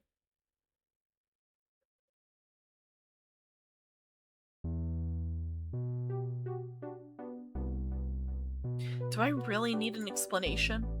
It's none of my business. I'm not so delusional as to believe that we were close enough to share something like that. That'd be nice, but it's not how things work. Things work like this. When Ira's in the room, Garen doesn't talk to me as much. When she isn't, I wish she would be. Your friend's not here today. Who? Who do you think? Oh. She's not really my friend. You're Pitbull, then. Pitbull? Hey, that's spot on. You can't make a harmless joke around that chick without her throwing a conniption fit. It's annoying as shit. They think we're friends? Well, not really, but it looks like they picked up on it. On Ira reacting like that to me being used as a laughingstock. So it wasn't just me? It wasn't just my wishful thinking? That's nice to hear, even if I still don't know for sure. That's the most comforting thing I've ever heard from Garen's mouth to date. At least she barely shows up. Yeah, they'll probably kick her out before New Year's with an attendance record. Good riddance. That's right. Yura can't possibly be meeting the minimal attendance requirements. I don't know about her grades, but... Wait. I don't think they can expel her. Huh? Why not? We're the only school in town. Where else is she gonna go? Damn. Good point. Phew. Well, her parents can just send her away. You mean to another town? Yeah. To a relative or something. What? No. Oh man. Now that you say that. Everyone pretend to be surprised when that happens. No. No, no, no. I hate that they're right. I hate that I can see that happening. Everyone talks about it. How Ira's a nuisance on her household. How it's been like that for a long time. Still, she forgets her lunch sometimes. Ah! That can't happen. No. It's not... It can't. It can't. Not fair, it's not fair, it's not fair. They can't send her away. She can't go. She's so nice. She cares. She does. Maybe not for me, but for her family. Why would they send her away? That's just too cruel. They can't do that. If they do, then it will be over. If they do, I won't. Ah, my heart. We just started. I don't know what. I can't even call it talking. I don't know what it is, but it doesn't matter. Even if she just tolerates me, even if she doesn't want anything to do with me, I don't care. This can't happen. This physically cannot happen. I raise my head and look through the window. The snow is falling slightly on the yard. The dark pine branches sway under its weight. The long gray clouds glide placidly across the tundra. far past the fences, far past the mountain range. So far away that I can't picture it. So far away that my mind circles twice around the earth and comes back to the point where I'm sitting in. This world is way too much gentle. It's been too kind to an ungrateful brat like me. So if I earned this world's good graces, why can't a person so much more deserving do the same time? What does a person like that have to do?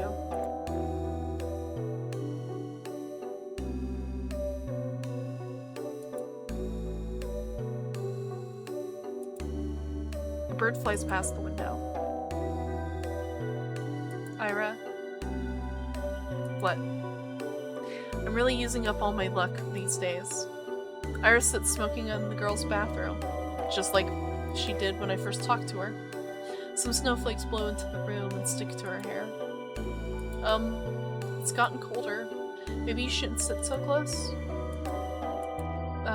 I know you don't like doing classes much, but you can really get kicked out like that. Is that why you came here? To tell me that? I know that. I'm not stupid. I don't think you are. Do you just really not care? Everyone says that you'll get sent away. That your parents will send you to live with a relative. Is that true? Probably, yeah. Of course that's true. I knew it was true when I asked the question. Maybe if you just cleaned up, if you stopped skipping now, then maybe you don't have to go. And if you're having a hard time with studies, I can help. We could go to the library or something, and then there's 1 month left. It's not gonna work. I get it. My voice is shaking. It's better if I keep staring at my shoes. It's okay. It's about what I expected. Of course, I knew it was pointless to cram this at this point. It was just an excuse, a selfish ploy to get some scraps of Ira's time before she goes. I wonder, did I do the same thing when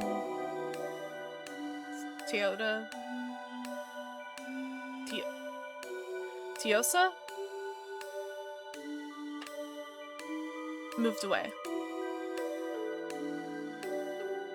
It's only been 3 years. And now that I think back to it, it's all so hazy. I was a very different person then, I'm sure. At least, I probably didn't humiliate myself like this. Hey. Thanks. No, I didn't do anything. It was a dumb suggestion. It's nice of you. Nice, right.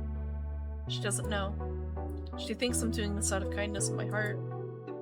It's just not fair. She really is too good of a person. Are you not going to the toilet? Oh, actually, since you're here, have you seen anyone hiding a diary nearby? Diary? Yes. You know, the one we use for classes. Maybe you've seen something like that laying around? Ira's expression darkens. Don't worry, we're just playing a game. I guess the guy has got a little carried away. I've checked the whole class and the corridors, and it's probably somewhere really obvious, but I'm just no good at finding that kind of stuff. When I hid Igor's pencil case, they found it right away. She throws cigarette butt out the window and hops off the windowsill.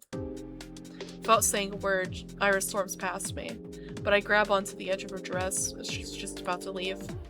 Wait. I said it's fine. We're playing a game. Really. Please. Don't get any more trouble because of me. I wasn't going to. Huh? I have an idea of where it is. It was Garin, right?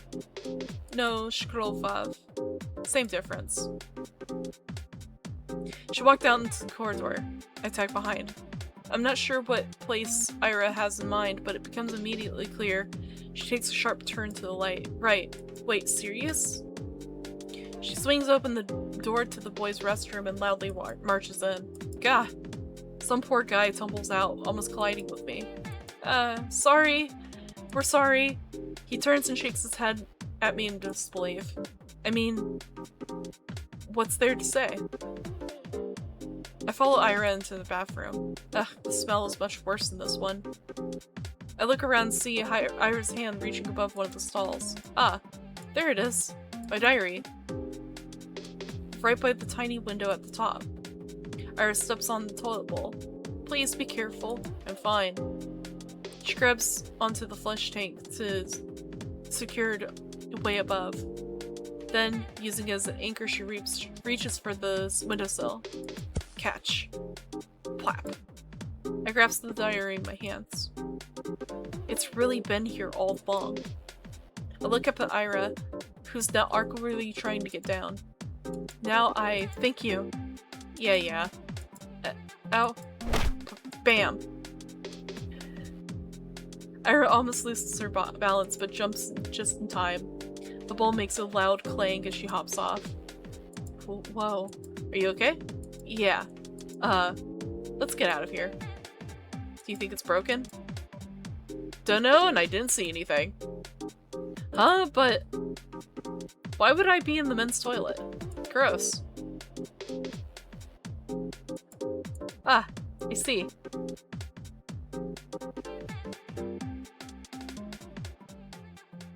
Thank you again. How did you know it would be in the boys' bathroom? You think, Shirik would go into the ladies' room? No, I suspected they put it there, but I didn't have the courage to enter. You can't keep doing this. I know. I should have checked there from the start, instead of running around the whole school like a... No. You can't keep going along with it. It was just a game. No, it wasn't. No, really. We were just playing around. Bullshit. You know damn well what they're doing. They're not your friends. I never said they were. Then why don't you tell them to piss off? For once in your life. I can't. You like being a victim that much?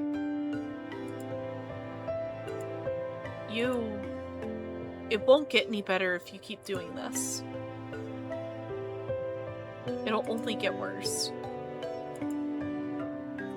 It's not like that. It's not that bad. And I wouldn't... I can't. I can't just say something like that to them. I'm sorry. Why the hell not? Well, it wouldn't be right, and for the love of... It's not like I never tried before, but when I say something, they just make fun of me, and nothing happens.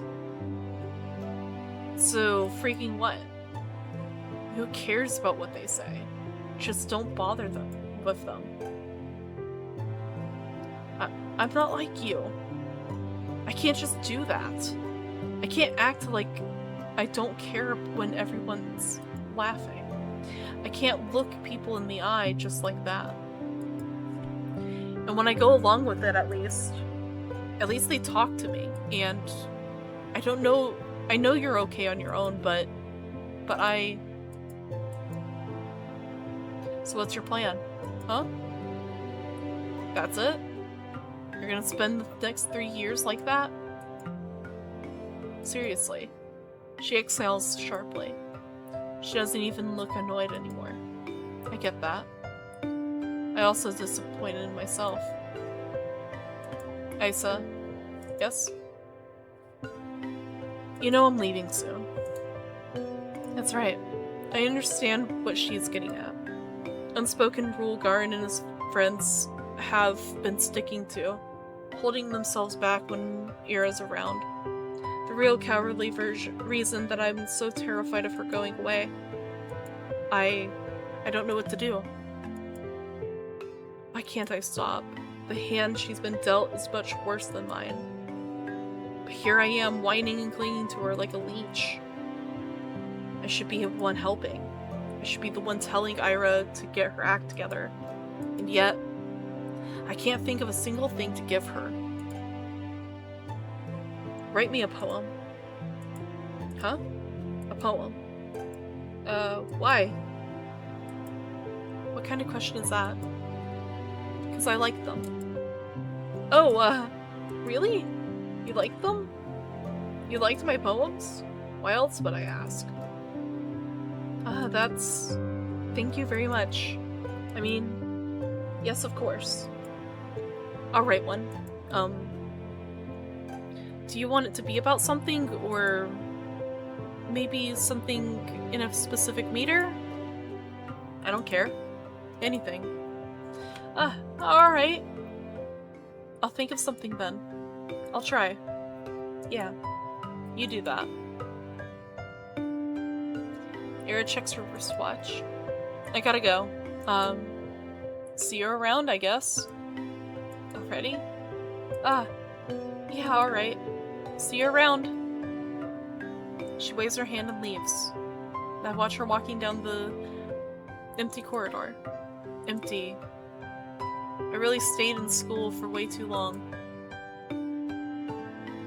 The shadows stretch along the hallway, tall and dark. My heart is pounding. I should get going too.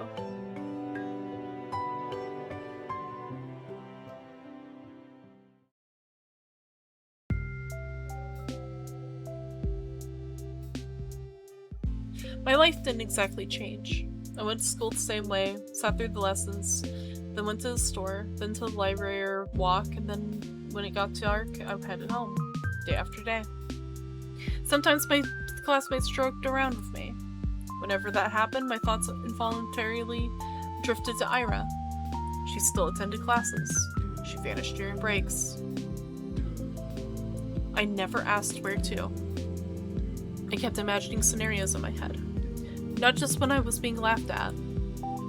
I did it when I was walking home from school, or to the store, or just wandering the streets, killing time. I kept thinking about how funny it would be if I bumped into Ira. I thought how interesting it would be if we talked. I even tried to stay out longer. I tried to take a few new routes. And as naive as it was to behave that way, I kept doing it.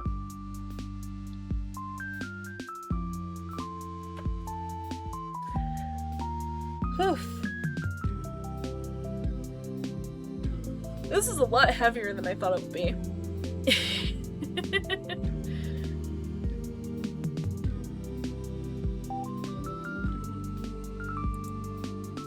Oh? Ira! Hi! What are you doing here? She points to her cigarette. No, I mean... What are you doing at the center? Came to return books. Oh. So you go to the library? What were you reading? Stuff. You don't want to say? You won't like it. Huh? Why not? Ira looks like she's really weighing down the pros and cons of exposing me to her taste in literature. Did she read something she shouldn't? Maybe she thinks it's too dark or crass for someone like me. It's kind of unfair, though, isn't it? You know, the other week I finished The Plague by Camus. Never read it. It's about a physician trying to save a town from an epidemic. It's very visceral. But I enjoyed it a lot. Not sure if I agree with the message, though. Yeah? What was it? It was, basically, it's that evil is an inherent part of life. You can try warding it off, but it'll never be for good. And even if you do the right things in times of crisis, there's always some greater force to spiking your guns. Yeah, that sounds about right. Huh? I guess there are some okay people in the world. But there's a lot of more dirtbags. Really? That's a pretty depressing look at it all. That's how it is. I don't think if I agree. At least I've never met someone I'd call a dirtbag. You serious? Karen's right there. Call out her bully.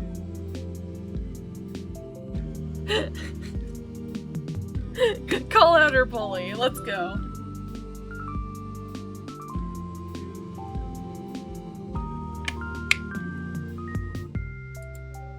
Garen? Well, he's not that bad. Uh-huh. Really? I don't think he means it. Honey. Hun girl. Baby girl Isa. Hun, you are getting bullied actively. I'm sure everyone is trying the best they can. Oh! Why are you an idiot? Holy heck. I'm holding my face right now.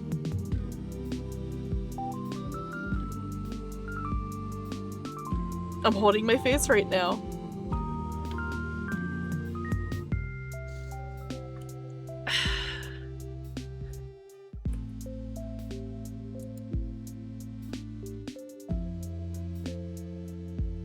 Honey girl. Baby. Sweet baby girl. Homie. You're getting bullied actively every single day that your friend's not there to protect you. It is an issue.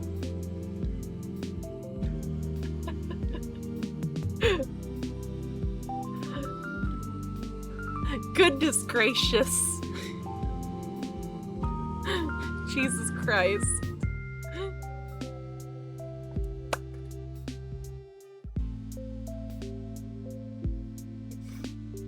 This is rough.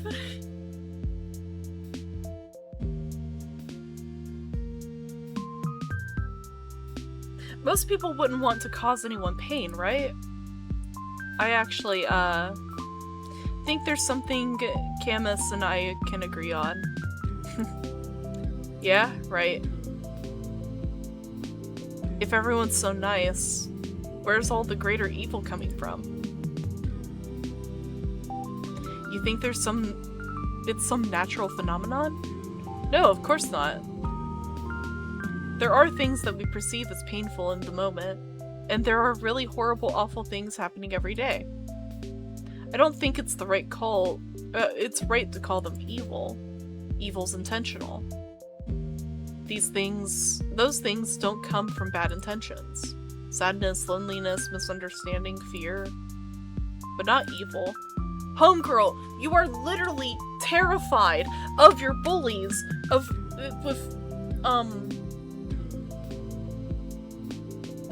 freaking your friend to not be there. You look to the door and hope she's going to be there when they start messing with you. There was this famous judge, Dionysus something. Some ancient Greece, I think. Anyway,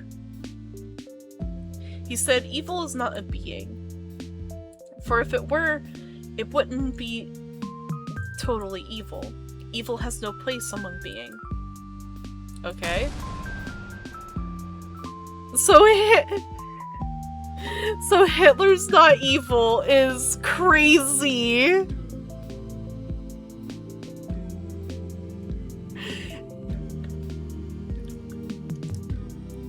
As a reminder, this is in the 80s. Late 80s. But still in the 80s.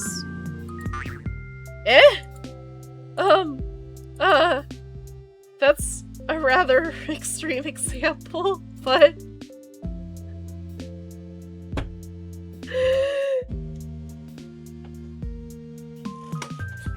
I had to sit lean back for that one.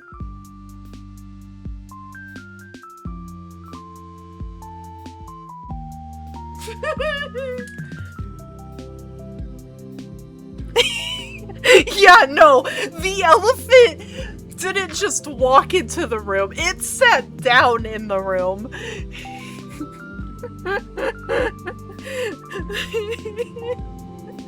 It's not like he was born that way, was he? I mean, it wasn't his natural quality, I don't think. Nope, whoops.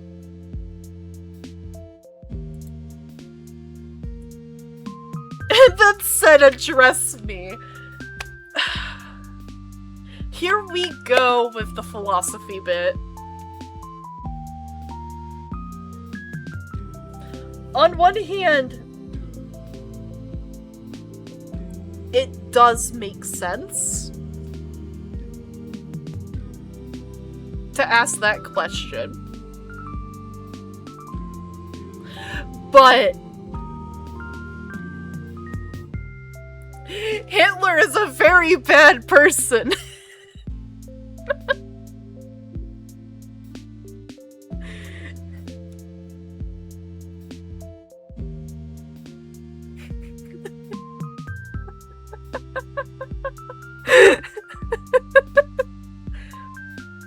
Hi, Estrella.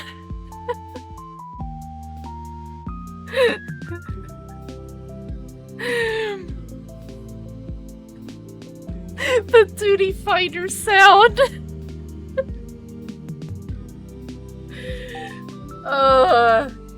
I was not expecting that.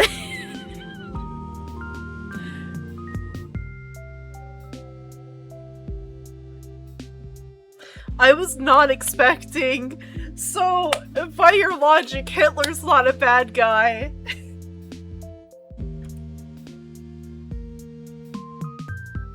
And then her going, well, he didn't start out that way. And I'm willing to do the thing of, he didn't start that way. He did end that way, but he didn't start that way. It's still bad. He was still evil, but I do agree with the sentiment of, we do not start out evil.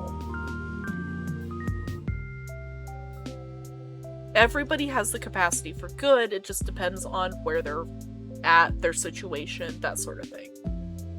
I don't think everyone's evil.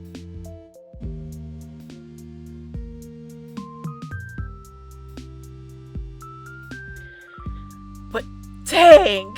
That is a very, she even stated, that's a very extreme bit. Yeah, no, that isn't a very extreme bit to go to. So, point still stands. He grew up and became evil as hell. She has a point. Do keep in mind, this whole thing is in the USSR during the 1980s, late 1980s. So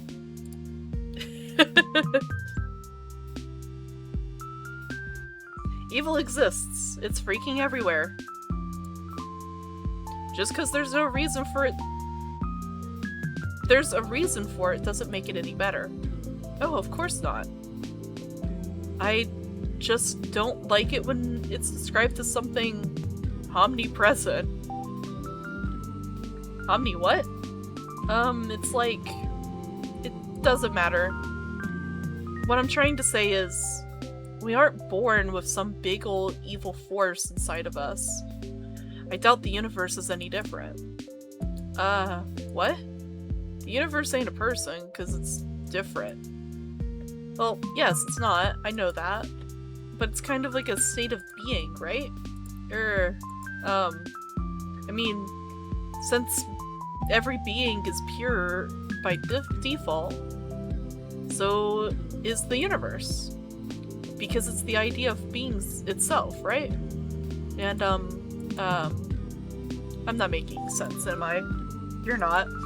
Sorry. It's whatever. About what I expect. What does that mean? You're weird. You say weird things. For a second I feel a lump rising in my throat. But then I realize something.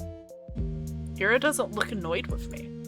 In fact, it's like she's not repulsed by me at all. I don't really get it, but it's nice being able to think that way.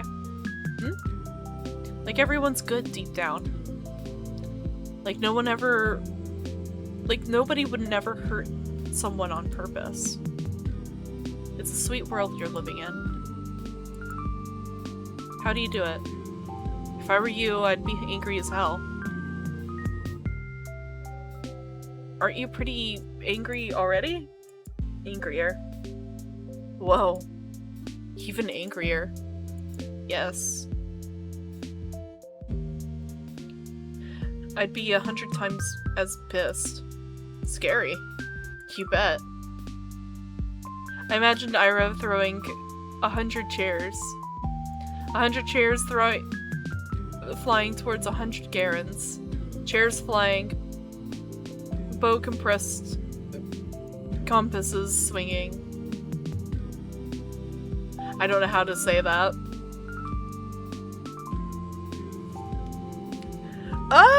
We're getting there. Wait, you were born evil? No, we're not born evil. Maybe a little chaotic, because it's the universe, but... Also, hi, King Tom! Welcome, welcome, hun!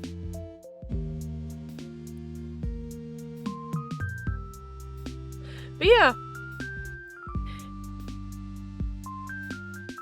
Yeah, it's, we're doing a linear, visual novel. So yeah, technically winning. Dealing with issues. God. Dozens of hands. Half are for holding furniture, half are for stationery. A halo of chairs and compasses. A halo drawn with a compass. Every new compass draws another halo. 100 more times more compasses. 100 times more halos. Ira's surrounded by 100 halos. We walk for a little longer. Just idle chatter while she finishes her smoke. I tell her about some of the books I've recently read. My impressions, my interpretations. I'm not exactly used to sharing those, so my thoughts come out sounding dumb and crumpled. She keeps listening, though. Every time I say something, I search Ira's face for signs of boredom. Maybe I'm just not looking hard enough, but I can't find anything of that sort. Oh jeez. I feel so happy I might die. I gotta go. She puts out her cigarette butt.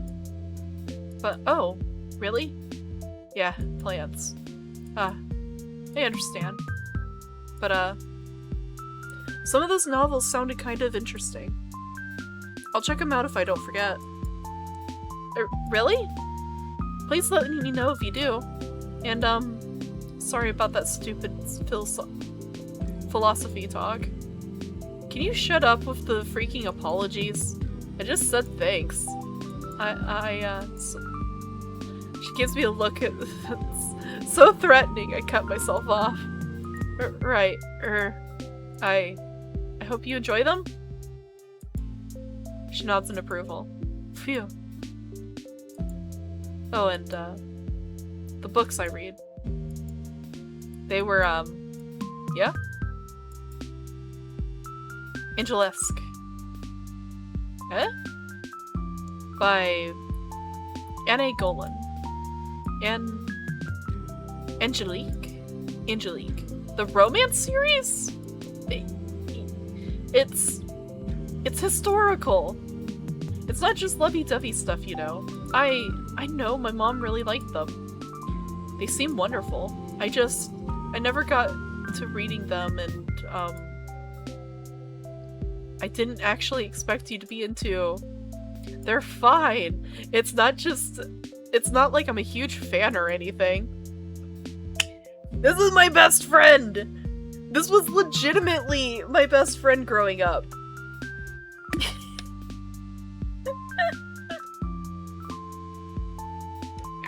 I hate it. Because it's like looking in a mirror at my past self. How I used to be back in the day was this awkward little fucking thing that apologized all the time. I still apologize a lot, but not nearly as much as I did back then. I hate it. I hate it. My best friend was always angry at the world because she had a really bad time with her family. I hate how close this is. It's just that if you want to read something historical or whatever, they're alright. Oh, okay. I'll remember that. She looks like she's about to say something else, but then turns on her heels and stomps away. See you. Yes, see you around. Ira disappears down the street. There she goes again. My body leans against the frigid wall. My legs are weak. We talked. Ira and I really talked.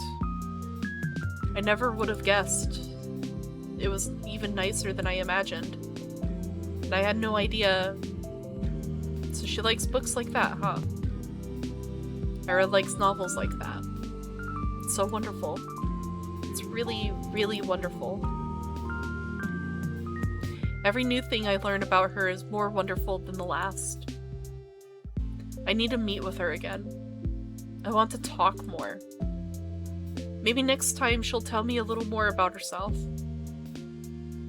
It kind of feels like I hogged the entire conversation.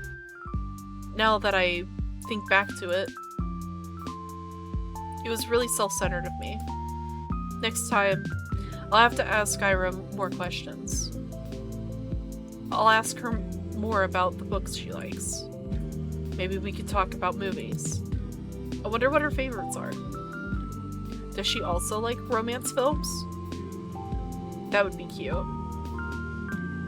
I usually prefer detective films, but I really like all kinds of movies. So if she maybe wanted to watch something, maybe we can even go to the cinema. That'd be so much fun. It's been a long time since I've gone there. I want to see her again.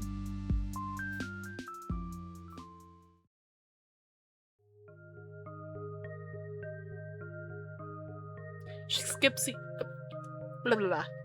She skips even more than before. No point in keeping up with classes if you're getting expelled anyway. I guess that's Ira's modus operandi. To some degree, I'd understand it. But I still wish she showed her face from time to time, if only for one lesson. We probably wouldn't talk even if she came. It's not something we ever do in class, so I don't expect anything in that regard. Just seeing the back of her head was enough. What's with ya? Huh?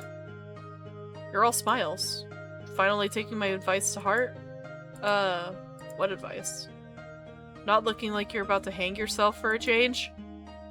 Damn! It's really great to see, really. Yes, it is great. We're so proud of you. How about brushing your hair next? Brother. This man. That grin makes you look like a basket case. Thanks, Vadim. I'll do that. You're welcome. He grabs my English textbook off the table. Payment for my services. His friends chuckle along. I wouldn't care less about that. Even though she isn't here today. I don't mind. I know we're gonna see each other soon. I'm going to do everything to bump into Ira again. I'll walk the whole town up and down so that we can see each other. I'll scour every corner of this place to find her. Perhaps I'm being over-reliant on the universe's kindness.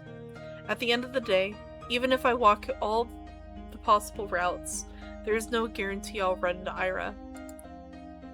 But I want to believe. No, I'm convinced that the world is merciful. So if I try my hardest, maybe my efforts will be rewarded. Of course, that's an entitled way of thinking. But there's so little time left. Too little time. I need to make the most of it. I'll make as many memorable moments as I can while Ira's here. I'll make every encounter count. I'll fill this measly scrap of time with wonderful things. Ira! Hi! Eh? Oh, Jesus, it's you.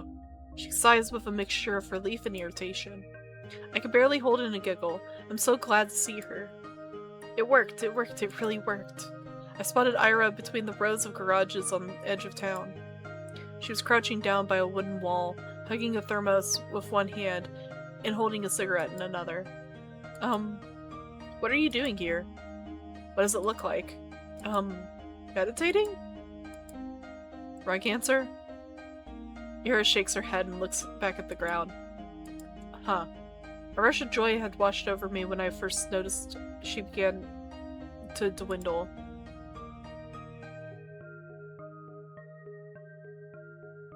And now that I take a closer look, I can't even think I'd seen Ira curled up in this way before. Everything about her posture screams exhausted. But why? Out here. Are you okay? She mutters something. Huh? On me. What? What was that? I didn't quite catch it. I take a tentative step towards her, but Ira's scowl stops me dead in my tracks. Eh? You're spying on me now? What? No. I was just walking here. At a garage lot? Yes. She gives me a look of such contempt. It sends a shiver down my spine. Why? I'm not lying. Really. I always take these walks after school. And going the same route gets boring over time, so I sometimes go here. Or through the barracks. Or a couple times I even went to the helipad. You know, the one that's over there? As I speak, I see Ira's expression slowly change from disdain to confusion. This isn't right. We talked so nicely a few days prior. Why then... Did she hear something bad about me? From who? I don't think she'd believe a word of Garen's. I mean, I usually stroll along the main street. We're near the community center. But it'll get colder soon, you know? So, it's better to enjoy the outdoors while you can, right? I just keep speaking, hoping she'll stop being mad at me. I need to keep going. I need to keep talking because that's what I wanted to do with her. I wanted to talk, so I have to. Because I can't waste this moment. We can recover from this. I can cheer her up. And we will clear everything up, and she won't think that I am some creep.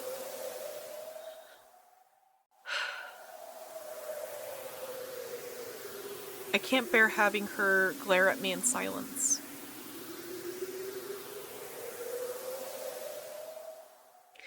Homegirl, there's something going on. I think something bad is happening with Ira during all of this. That's why she's skipping school and stuff, and she's so angry at the world. so bad. And Isa is such a freaking idiot.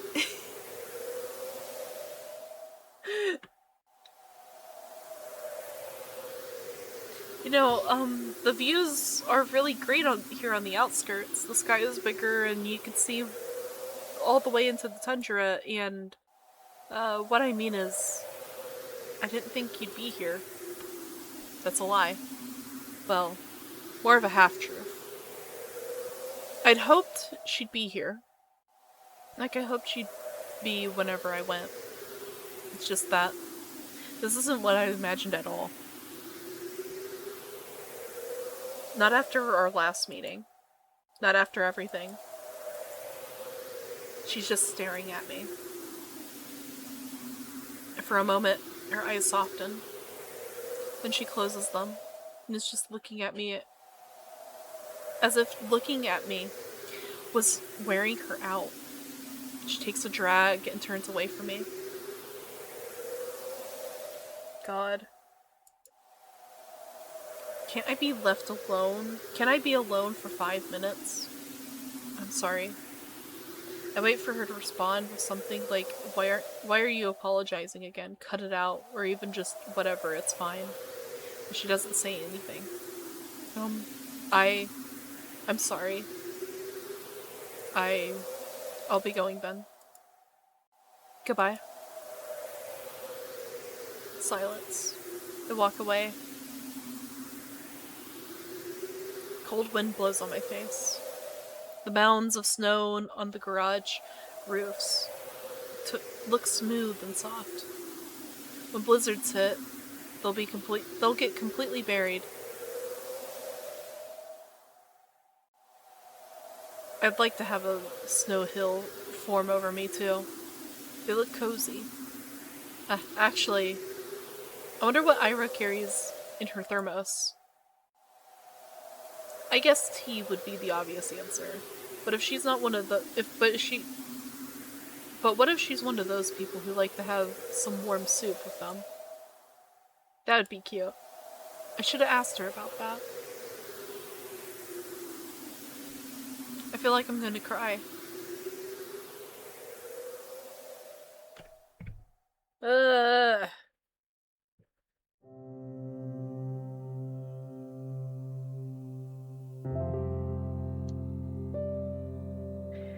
I think for now, I might cut it there for the visual novel. Because this is a little heavy. I'm gonna save it there.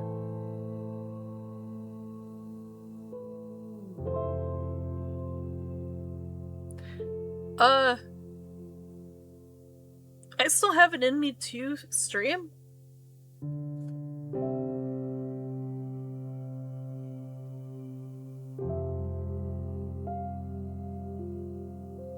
Also, I need to fix why my do window so I can actually see my mouse.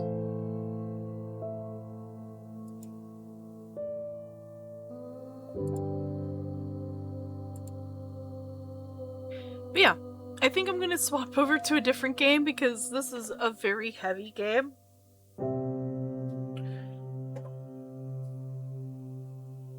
So let me pop over here.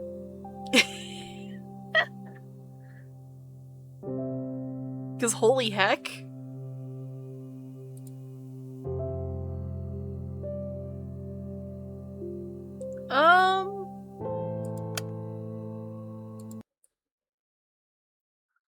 Let's see here. Maybe some Destiny. I've been working on a build in that.